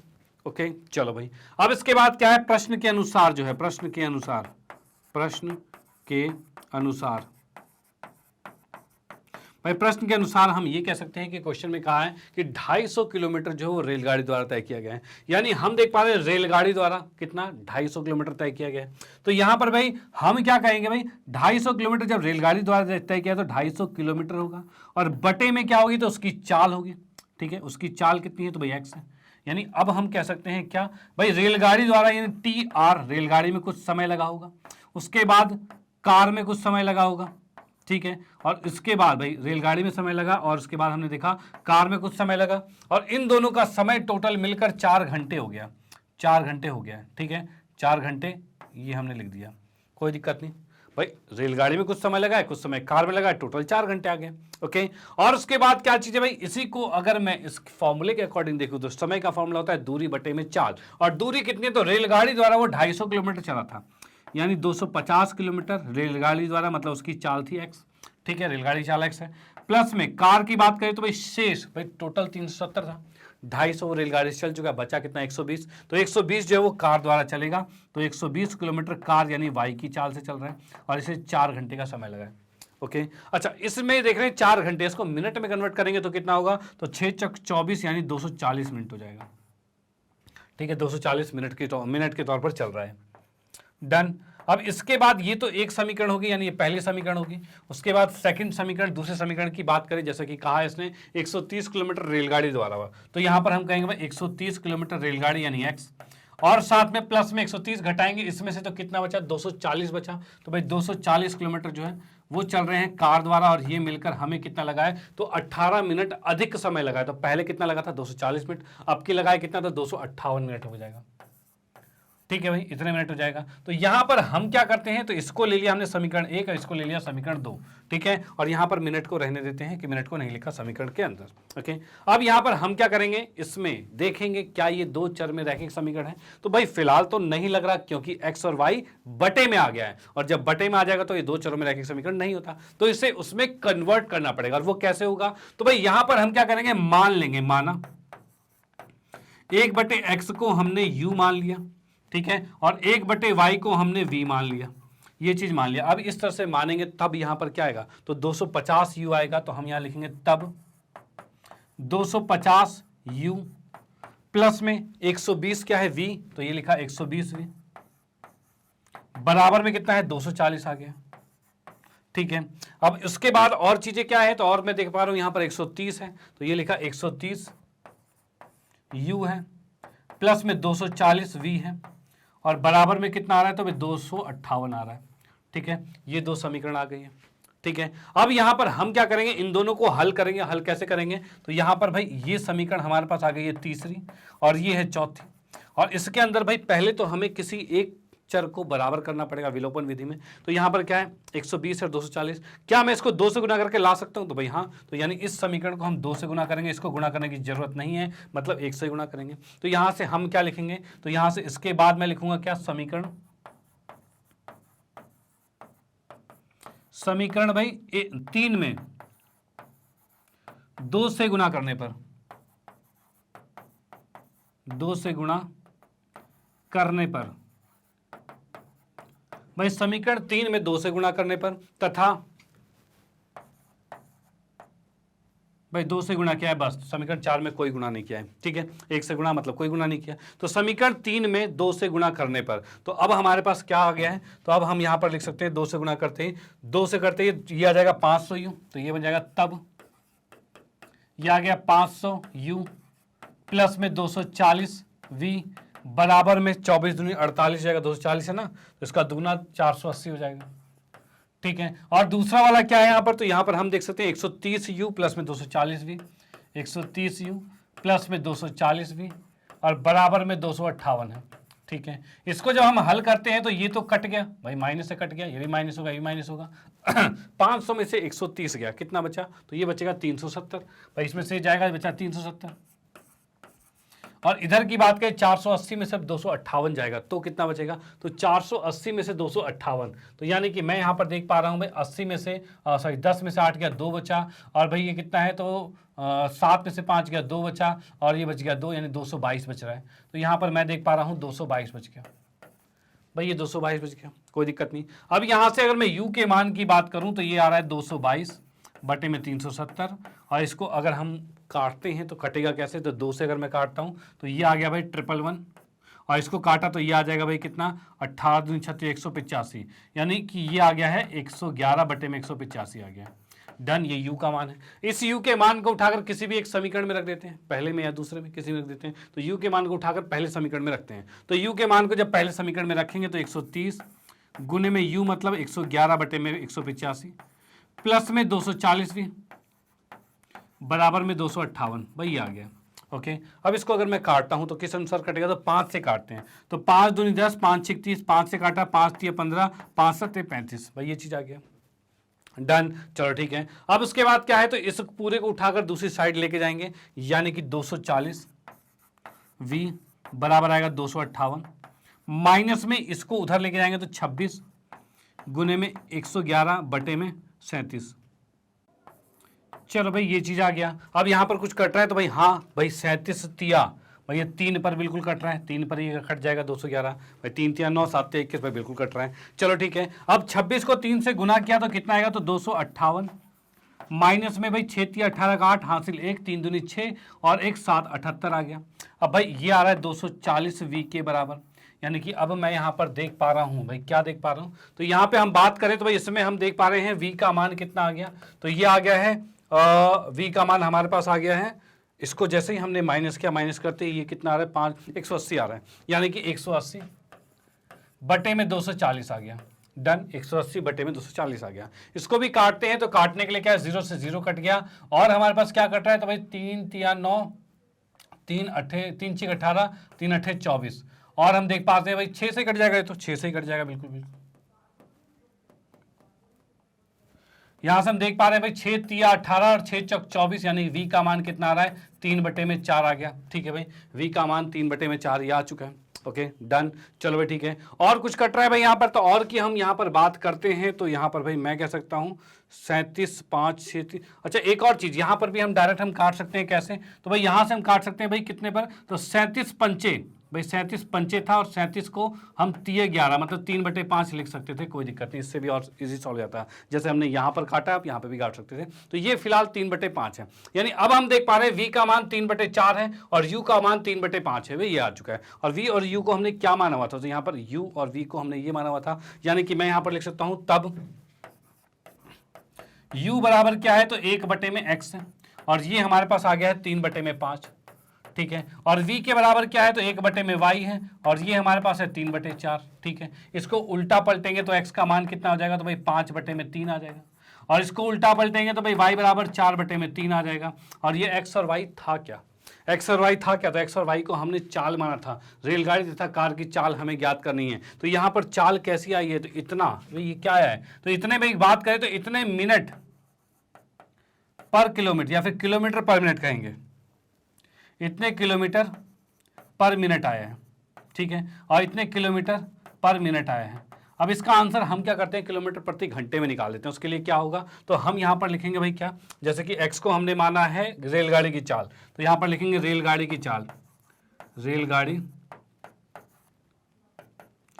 की चाल।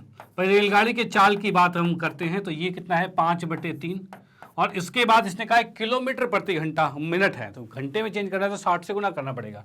तो 60 से जब मैंने इसको गुना किया तो 3 दूनी 6 और 20 पंचे 100, यानी कि 100 किलोमीटर प्रति घंटा ये आ गई है रेलगाड़ी की चाल।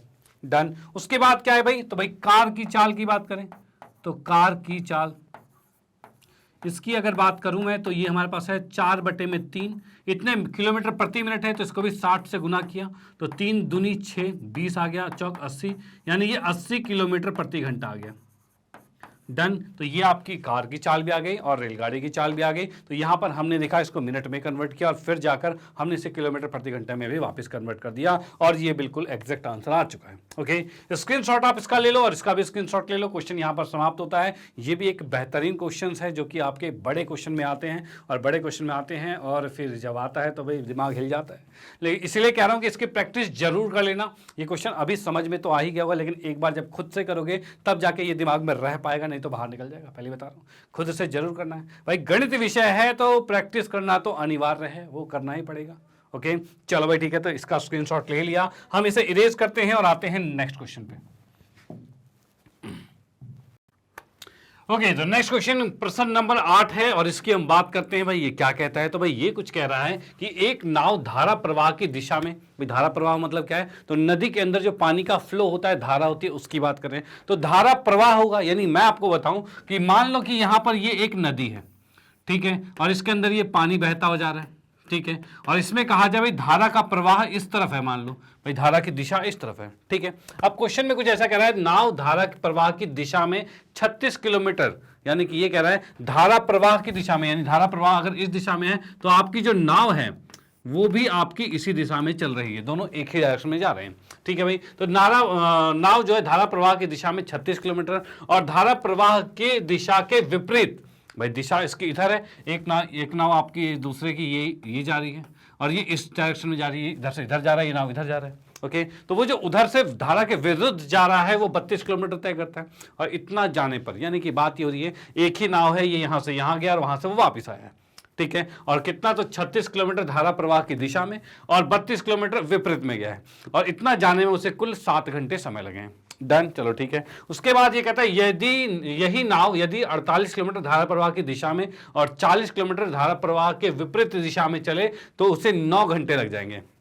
डन, चलो ठीक है। अब नाव की स्थिर पानी में चाल ज्ञात करें, साथ ही नाव धारा प्रवाह की गति भी ज्ञात करनी है।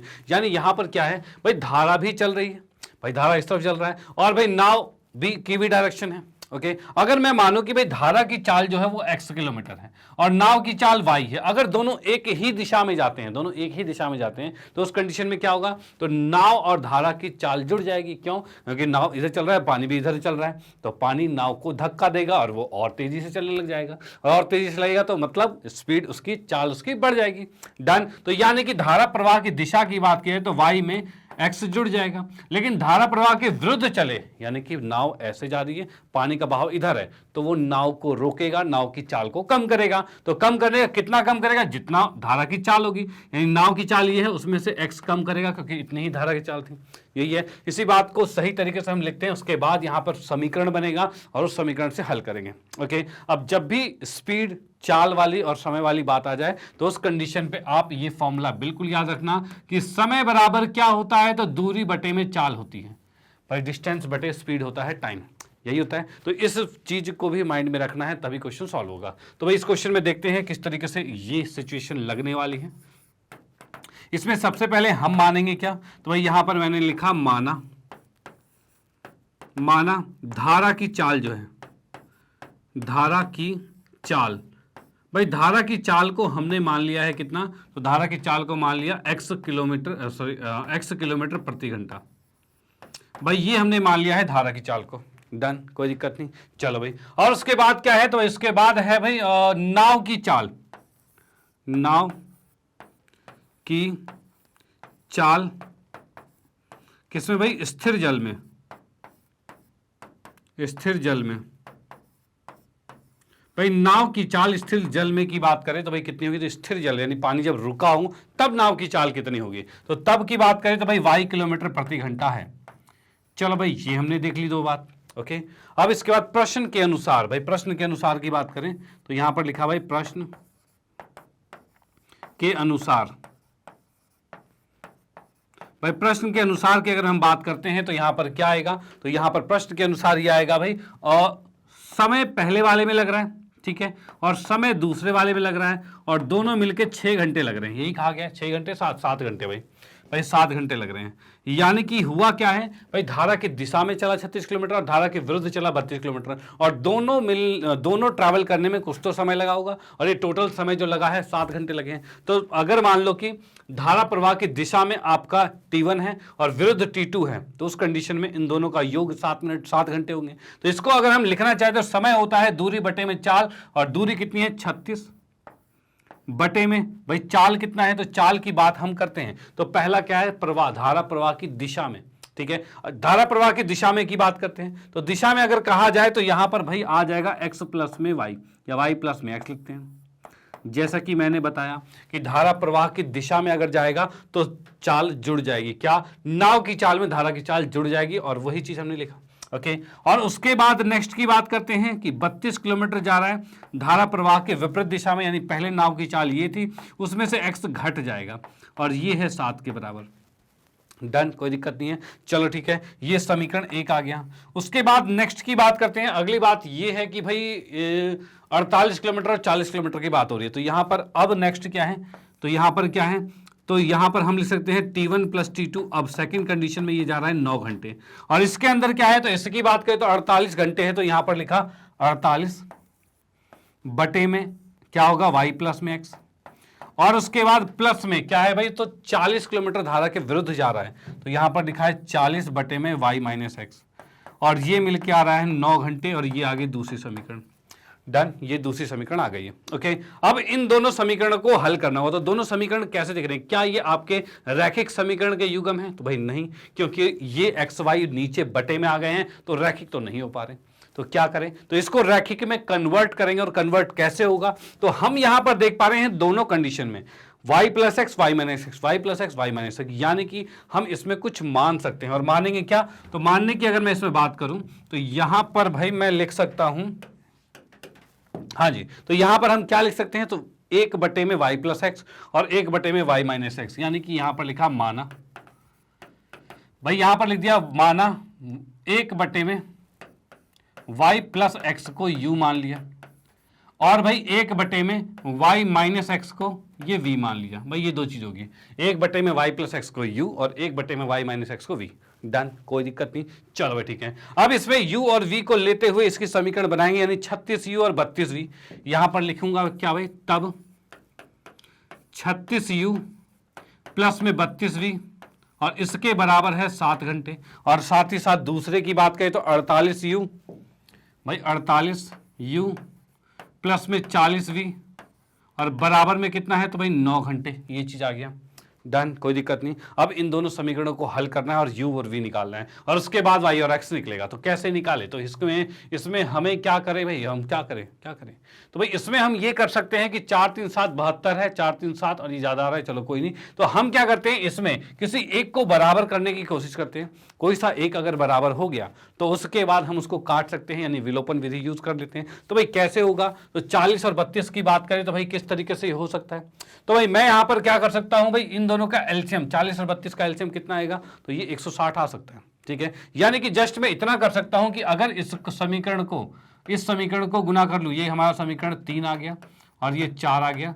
अगर समीकरण 3 को गुना कर दूं 5 से और इसको गुना कर दूं 4 से, तो क्या होगा, तो भाई 32 पंचे 160 होता है और 4 चौक 16, ये भी 160 हो जाएगा बिल्कुल। तो ये हो रहा है, तो इससे गुणा करके समीकरण को बना लेते हैं। तो यहां पर भाई मैं क्या लिखता हूं, समीकरण, यहां पर लिखेंगे समीकरण 3 तथा, चलो 3 को 5 से तथा 4 को 4 से गुणा करने पर,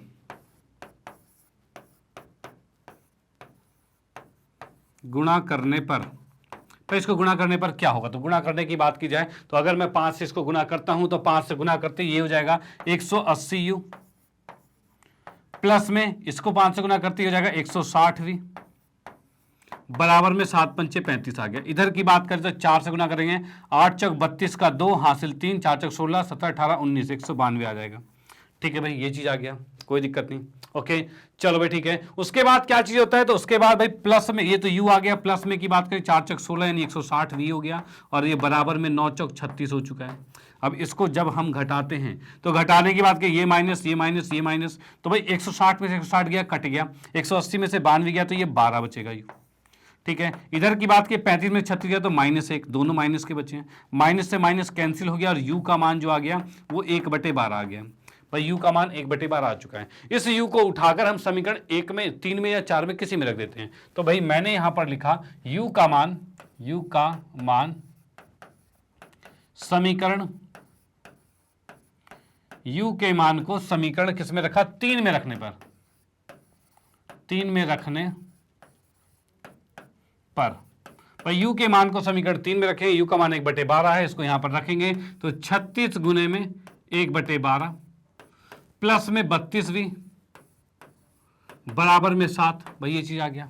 ठीक है, अब यहां पर क्या, 12 कम 12, 12 दूनी 24, 12 36, 3 पर कट गया, इसको उठाकर उधर भेजेंगे तो 32v बराबर में 3 उधर जाके 7 में से 3 घट जाएगा और यहां से v के मान की बात की है तो ये 4/32 आएगा और ये v आ गया। अब भाई 4 कम 4, 4 8 32, यानी कि v का मान कितना आ गया भाई, 1 मिनट, ये 3, हाँ भाई v का मान कितना आ गया, तो 1/8 आ चुका है। भाई v का मान 1/8 आ गया और u का मान जो आ गया वो 1/12 आ गया। डन, कोई दिक्कत नहीं, लेकिन हमें v और u नहीं x और y निकालना है। अब ये कैसे निकलेगा, तो इसके लिए जैसा कि हमने माना हुआ था, क्या u बराबर में, भाई u बराबर में हमने माना हुआ था 1/x + y।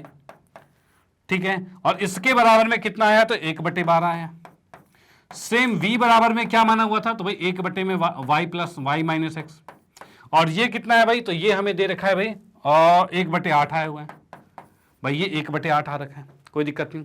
इसको अगर उल्टा करा जाए तो अच्छा, मैं इसको y + x लिख लेता हूं, कोई दिक्कत नहीं है। ठीक है, x + y या y + x कुछ भी लिख सकते हो। इसको उल्टा करके लिखा जाए तो y + में x बराबर में 12 आ गया, यहां पर y - x बराबर में 8 आ गया। और ये समीकरण आपकी कौन सी होगी, तो कहां तक हम पहुंच चुके हैं, तो भाई 3 और 4 हम पहुंच चुके थे, अब की ये आ गया 5, समीकरण 5 और 6 आ गया। ठीक है, समीकरण 5 और 6 आ गया, इन दोनों को हल करेंगे तब जाके आएगा y और x का मान। तो यहां पर भाई नेक्स्ट में हम क्या लिखेंगे, समीकरण, भाई यहां पर लिख दिया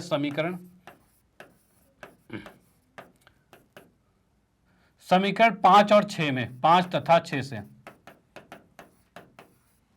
समीकरण 5 तथा 6 से की अगर हम बात करते हैं तो समीकरण 5 और 6 में हम यहां देख पा रहे हैं क्या चीज, तो समीकरण 5 जो है वो y प्लस एक्स बराबर में 12 है, तो यहां मैंने लिखा y प्लस एक्स बराबर 12, और दूसरा है समीकरण 6 y माइनस एक्स बराबर में 8 है। ठीक है, इन दोनों समीकरणों को अगर हम जोड़ते हैं तो क्या होगा, x और x घट के कट जाएगा, यानी ये कट गया, y और y जुड़ा तो ये 2y आ गया और ये आ गया 12, 8, 20 हो गया। यहां से y का मान जो आ रहा है वो 10 आ रहा है, क्योंकि 2 से ये कटा 10 आ गया, यानी y का मान 10 है। इसको जैसे इसमें रखोगे तो भाई 10 प्लस में x बराबर में 12 है, और यहां से x का मान कितना आ गया, तो 2 आ गया। तो y का मान 10 और x का मान 2 आ चुका है। और क्वेश्चन में क्या था, तो क्वेश्चन में हमें धारा की चाल और नाव की चाल, भाई क्या चीज है भाई, नाव की स्थिर पानी में चाल और धारा प्रवाह की गति, इन दोनों को ज्ञात करना है। तो भाई हमने धारा की चाल को x माना है, तो यहां पर भाई मैं लिखूंगा सीधे, तब धारा की चाल जो है, धारा की चाल जो है ये कितना है, तो धारा की चाल की अगर मैं बात करूं तो भाई 2 किलोमीटर प्रति घंटा है। और वहीं बात करें नाव की चाल, तो भाई लिखा नाव की चाल, तो नाव की चाल की अगर बात करें तो ये हमें दे रखा है 10 किलोमीटर प्रति घंटा, भाई क्या 10 किलोमीटर प्रति घंटा दे रखा है। ओके, तो धारा की चाल 2 किलोमीटर प्रति घंटा, नाव की चाल 10 किलोमीटर प्रति घंटा। आप इसका स्क्रीनशॉट ले सकते हो और साथ ही साथ आप इसका भी स्क्रीनशॉट ले सकते हो, और उसके बाद फाइनली इसका भी स्क्रीनशॉट ले सकते हो, और क्वेश्चन यहां पर समाप्त होता है। ओके, क्वेश्चन की हर एक डिटेल आपको मैंने बता दी है, और ये क्वेश्चन आपके एग्जाम में आने के इसके चांसेस बहुत ज्यादा हैं, तो भाई इसको जरूर प्रैक्टिस कर लेना। ओके, इस क्वेश्चन को जरूर प्रैक्टिस करना है, इसके बहुत ज़्यादा चांसेस होते हैं, और ये क्वेश्चन इंपॉर्टेंट भी बहुत है, तो इसकी प्रैक्टिस करना अनिवार्य है, भाई जरूर प्रैक्टिस करना है। तो स्क्रीनशॉट तो आपने ले ही लिया है, ये बड़ा क्वेश्चन, यानी कि जिस भी बोर्ड में जो मैक्सिमम आपके मार्क्स होते हैं, चाहे 4 का मैक्सिमम है, चाहे 6 का है, चाहे 5 का है, ये उसमें ही आता है। तो भाई बड़ा क्वेश्चन, बहुत इंपॉर्टेंट। चलो भाई, तो ठीक है, मैं इसका स्क्रीनशॉट आपने ले लिया, मैं इसको इरेज करता हूँ, मिटाता हूँ, और चलते हैं नेक्स्ट पर और देखते हैं अगला क्वेश्चन क्या कहता है। हाँ जी, तो अगले क्वेश्चन की बात करें तो ये कह रहा है, एक व्यक्ति एक कुर्सी व एक मेज दोनों एक साथ 1520 रुपए में बेचता है, जिससे उसे कुर्सी पर 25% तथा मेज पर 10% का लाभ होता है। चलो भाई ठीक है, यदि वह व्यक्ति इन दोनों को 1535 रुपए में बेचे तो उसे कुर्सी पर 10% और मेज पर 25% का लाभ होता है। कुर्सी व मेज की क्रय मूल्य ज्ञात कीजिए। भाई ये चीजें हैं, अब देखो उनका क्रय मूल्य की बात की जाए, यानी कि उसको कितने में खरीदा गया है उसको हमें देखना है। ठीक है भाई, जाहिर सी बात है, इसको जितना भी खरीदा है, भाई जितना भी खरीदा है उससे एक्स्ट्रा में बेच रहा है, क्योंकि भाई इसने इतने % लाभ में और इतने % लाभ में बेच रहा है, तो उतना अमाउंट इसमें जुड़ेगा। और कैसे जुड़ेगा तो वो देखिए।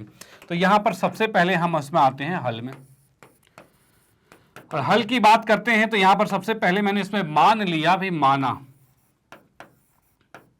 मान लिया कुर्सी का क्रय मूल्य जो है, भाई मान लिया कुर्सी का क्रय मूल्य जो है वो रुपीज में कितना है, तो ये x है, x रुपए का क्रय मूल्य। ठीक है, दूसरी बात करते हैं कि कुर्सी के साथ मेज भी है, तो इसकी बात कर रहे हैं। मेज का क्रय मूल्य जो है ये रुपीज में है, y रुपीज। ठीक है भाई, ये चीज हो गया, डन। इसने कहा है कि एक व्यक्ति एक कुर्सी और एक मेज दोनों को एक साथ 1520 रुपए में बेचता है। ठीक है, इतने का बेच रहा है, यानी कि इसने क्या किया, x लिया और y लिया, और इन दोनों को जोड़ा, और जोड़कर ये 1520 रुपए में बेच रहे हैं। लेकिन इसमें क्या है, बेचता है जिसमें उसे कुर्सी पर 25% तथा मेज पर 10% का लाभ मिलता है, यानी कि ये सिर्फ अकेला x नहीं है। इस x की अगर मैं बात करूं तो ये x था, और इसमें इसी का 25% जुड़ा था। 25% मतलब भाई 25% ऑफ x, भाई 25% x का, तो परसेंट का मतलब क्या होता है, तो बटे में 100 लगाओ और गुणे में x। भाई ये हो गया पहले x, अब 25% और बढ़ गया, इतने अमाउंट का बिका है। उसके बाद y की बात करें तो ये y जो है, पहले y था लेकिन इसमें 10% एक्स्ट्रा मिला है, यानी 10 बटे में 100 को लेके चल रहे हैं, और तब जाकर ये 1520 रुपया है। डन, चलो ठीक है। अब इसकी बात करें तो यहां पर भाई क्या आ रहा है, तो ये 25 चौके 100 आ गया, भाई 4 आ गया, और ये 10 पर 10 जीरो से जीरो कट गया। अब इसका एलसीएम लेंगे तो ये कितना आएगा, तो x बटे 4 है, तो 4 एकम 4, 4x और 1 x 5x, ये 5x बटे में 4 आ रहा है।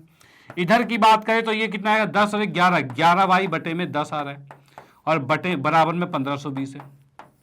डन, ये चीज आ गया। अब मैं इसका एलसीएम अगर ले लेता हूं तो एलसीएम क्या आएगा, तो एलसीएम इसका 20 आएगा भाई। 4 और 10 का एलसीएम 20 आएगा, तो 4 पंचे 20 भाई, 5 पर भाग हो रहा है तो 5 को ऊपर से गुना कर देंगे तो 5 25x हो जाएगा।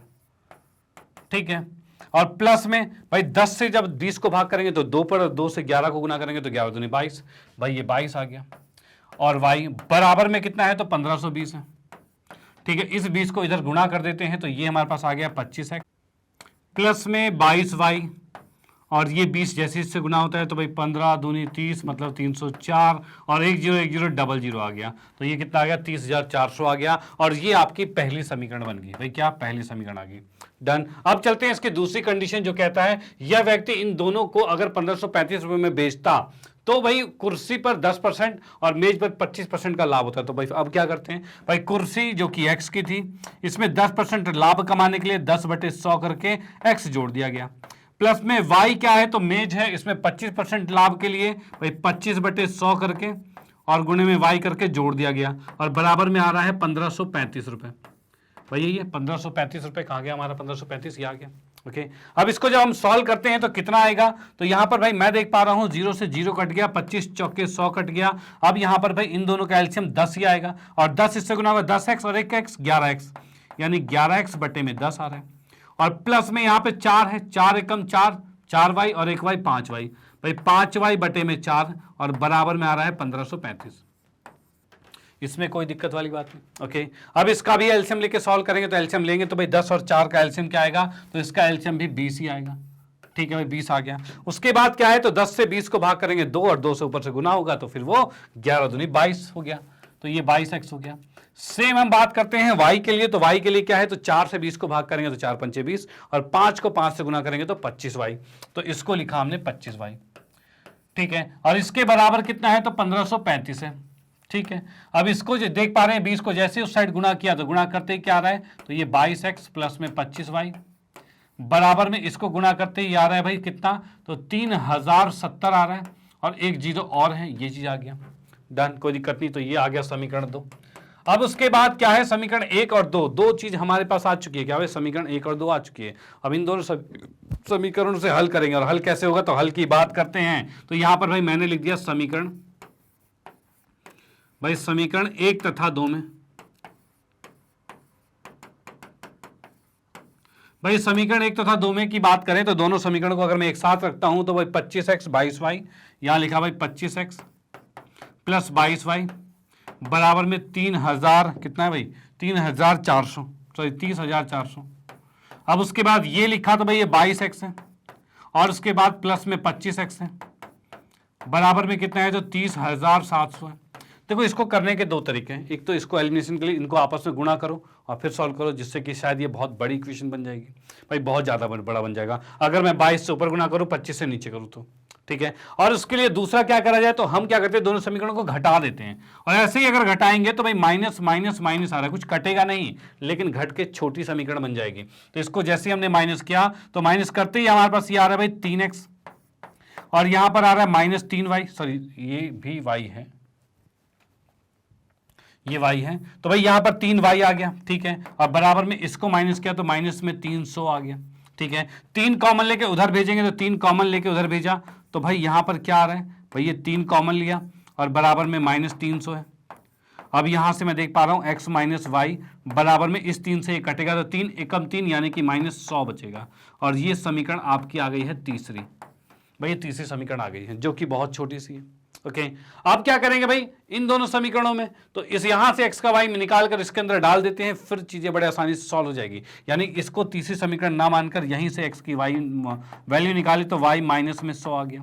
ठीक है, और इस x के मान को उठाकर हम समीकरण 2 में या 1 में किसी में रख देते हैं, तो इस x के मान को भाई ये समीकरण 3 जो है इसमें से x के मान को उठाकर समीकरण 2 में रखते हैं, तो x का मान समीकरण 2 में रखने पर, समीकरण 2 में रखने पर भाई x का मान समीकरण 2 में रखने पर क्या होगा, तो यहां से x का मान y माइनस 100 है, उसको उठाकर यहां रखेंगे तो यहां पर है 22 और यहां पर y माइनस में 100 और प्लस में 25y है, और बराबर में कितना है, तो भाई 30,700 है। ठीक है, इसको अंदर गुना किया तो ये 22y आ गया, प्लस माइनस में 2200 आ गया, प्लस में 25y है, बराबर में कितना है तो 30,700 है। ठीक है, इस 2200 को उठाकर दूसरी तरफ लेके जाएंगे तो यहाँ पर क्या आ रहा है तो 22y और 25y ये मिलकर कितने हो जाएंगे तो 2 4 47y हो जाएगा। और इसकी बात करते हैं उधर जाकर तो भाई 30,700 है, और इसमें प्लस में कर दिया 2200, और इसमें 2200 प्लस करते हैं कितना हो रहा है तो भाई 32,900 आ गया। ठीक है, और यहाँ y है, और इस 47 को नीचे ले आते हैं, और इस 47 को अगर नीचे लाएंगे तो क्या ये कट रहा है भाई, ये क्या ये कट रहा है तो मैं यहाँ पर देखता हूँ 4 8 32, भाई 4 8 32 7 8 56 नहीं कटेगा भाई, उत्ते पर नहीं कट रहा। तो यहाँ पर हम देख पा रहे हैं 4 8 32 नहीं तो 4 7 7 चौक 28 हो जाएगा भाई, 7 चौक 28 है, और उसके बाद 7 चौक 28 है, 4 7 28 49, तो यहाँ पर 7 पर कट रहा है, यानी ये 700 आ गया भाई, ये 700 आ गया भाई। 47 सते देखा जाए तो 329 हो जाएगा।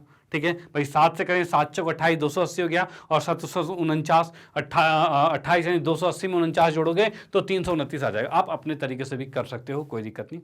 नॉर्मली आप भाग करो तो भी कर सकते हो, यहाँ मुझे दिख गया, आप भी देख सकते हो कैलकुलेशन स्पीड अगर आपकी भी स्पीड होती है तो यहाँ पर भाई क्या है 47 सते इतने पर कट गया, y का मान 700 हो गया, और इस y को उठाकर जैसे ही मैं यहाँ पर रखता हूँ तो भाई यहाँ पर हम क्या करेंगे y का मान भाई ये कितना आ गया 700 आ गया। अब मैं लिखूंगा y का मान समीकरण 3 में रखने पर, समीकरण 3 में रखने पर,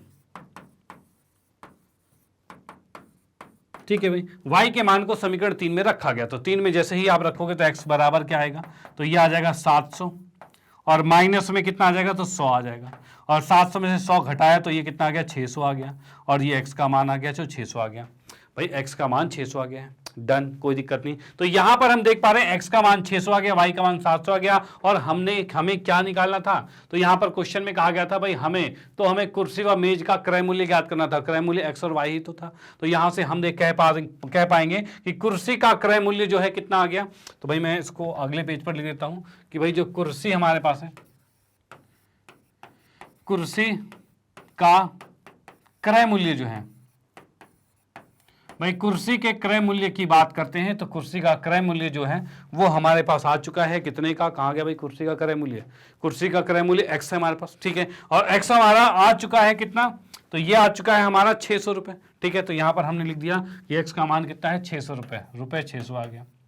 ठीक है, और उसके बाद भाई मेज की बात करें, मेज का क्रय मूल्य ये कितना आ गया है तो इसके रुपीस की बात करें तो भाई यहाँ देखिए y का मान कितना है तो y का मान कितना है तो भाई 700 रुपये, भाई y का मान 700 रुपये, तो y के मान 700 रुपये को लिख दिया हमने, तो यहाँ पर लिख दिया हमने 700 रुपये, यानी कि भाई मेज का क्रय मूल्य जो है वो 700 रुपये आ गया, और कुर्सी का क्रय मूल्य जो है वो 600 रुपये आ गया। इस तरह से क्वेश्चन समाप्त होता है, और हमने ये चीजें क्लियर कर ली। तो आप एक चीज ध्यान रखना कि इस तरह के क्वेश्चन भी जरूर आ सकते हैं, जिसमें कि भाई स्क्रीनशॉट भी ले लो, इसका स्क्रीनशॉट ले लो और इसका स्क्रीनशॉट ले लो, और साथ ही साथ आप इसका भी स्क्रीनशॉट ले सकते हो। तो भाई मैं बता रहा हूं कि इस तरह के क्वेश्चंस भी आ सकते हैं, यानी कि स्टेटमेंट पूरी लिखी हुई है, इससे आपने क्या किया तो 2 समीकरण बनाई, जैसे कि हमने यहाँ पे देख पा रहे हैं भाई समीकरण 1 ये बनी है, ठीक है, और समीकरण 2 दूसरी हमारी समीकरण कहाँ बन गई तो दूसरी समीकरण की बात करें तो ये दूसरी समीकरण बन गई। तो इस तरह से आपके स्टेटमेंट के थ्रू भी समीकरण बनेंगे, और उस समीकरण को हल करना है और आंसर निकालना है, डन, कोई दिक्कत नहीं है। चलो भाई, तो स्क्रीनशॉट तो आपने ले ही लिया इसका, और उसके बाद भाई इसी क्वेश्चन के साथ आज के सेशन को हम यहां समाप्त करते हैं, क्योंकि भाई आज के सेशन में हमने पूरा कॉन्सेप्ट यानी इस चैप्टर से रिलेटेड जितने भी कॉन्सेप्ट थे, जितने भी रूल रेगुलेशन थे, सबको डिस्कस किया। साथ ही साथ आपके एग्जाम के पॉइंट ऑफ व्यू से जो मोस्ट इंपॉर्टेंट क्वेश्चन थे उनको भी डिस्कस कर ही लिया, यानी कि आपका चैप्टर फुल्ली रिवाइज हो चुका है, और आपने अगर ये सारे क्वेश्चंस कर लिए इसका मतलब आपकी तैयारी भी बेहतरीन हो चुकी है। ओके, तो इस सेशन को अपने फ्रेंड सर्कल में जरूर शेयर कर देना, जिससे भाई उनको भी इसका फायदा मिल पाए, और नेक्स्ट चैप्टर के लिए नेक्स्ट क्लास में जरूर वेट करना, क्योंकि वहां नेक्स्ट क्लास में भी नेक्स्ट चैप्टर हम लेके आएंगे, जिसमें एक वीडियो में पूरे चैप्टर को फिनिश करेंगे, और वो भी आपके के लास्ट मिनट रिवीजन के सीरीज में। डन, कोई दिक्कत नहीं। तो ठीक है, फिर इसी के साथ सेशन को समाप्त करते हैं और उसके बाद फाइनली मैं आपको बताना चाहता हूं मैग्नेट ब्रेन के बारे में। तो जैसा कि आपको पता है भाई, मैग्नेट ब्रेन एक ऐसा प्लेटफॉर्म है जो आपको प्रोवाइड करता है केजी से 12th क्लास तक के सभी विषयों के कंप्लीट वीडियो कोर्स, और वो भी फ्री ऑफ कॉस्ट। रही बात हिंदी मीडियम की, तो 7वीं से 12वीं कक्षा तक के सभी विषय वो भी यहाँ पर ऑलरेडी अपलोडेड हैं, वो भी सारी चीजें हैं, अवेलेबल हैं। आप पढ़ना चाहें तो बिल्कुल पढ़ सकते हैं, बस प्लेलिस्ट में जाइए और अपनी सीरीज चुनिए और उसके बाद स्टडी शुरू कर दीजिए। और साथ ही साथ हमारे यहाँ अवेलेबल है भाई एनटीएससी, ओलंपियाड, सीयूटी जैसे कॉम्पिटिटिव लेवल के एग्जाम की प्रिपरेशन भी करवाई जाती है। स्पोकन इंग्लिश भी अवेलेबल है। और रही बात हिंदी मीडियम में, तो CBSE Hindi medium, UP board, Bihar board और एनसीईआरटी से रिलेटेड जितने भी बोर्ड्स हैं सबको यहाँ पर कंप्लीट करवाए गए हैं, चाहे आपका एमपी बोर्ड हो, राजस्थान बोर्ड हो, चाहे कोई भी बोर्ड हो, ठीक है। तो वो भी यहाँ पर आकर अपनी प्लेलिस्ट को पूरा कंफर्म कर सकते हैं, पढ़ सकते हैं। और ये चीज़ आप यूट्यूब के साथ साथ आप हमारे वेबसाइट पर भी पढ़ाई कर सकते हो, यानी कि जो कि है www.magnetbrains.com, या फिर मोबाइल एप्लीकेशन है जो कि है मैग्नेट ब्रेन, इस पर आइए और आपका कोर्स पूरा अरेंज और सिस्टमैटिक तरीके से यहाँ पर अवेलेबल है, तो इसका फायदा आप उठा सकते हो। डन, कोई दिक्कत नहीं है। तो भाई इसी के साथ कहना चाहता हूँ, वीडियो अगर आपको अच्छी लगती है तो इसे लाइक कीजिए, न्यू है तो सब्सक्राइब कीजिए और शेयर तो आप करते रहिए। Okay bye, thank you.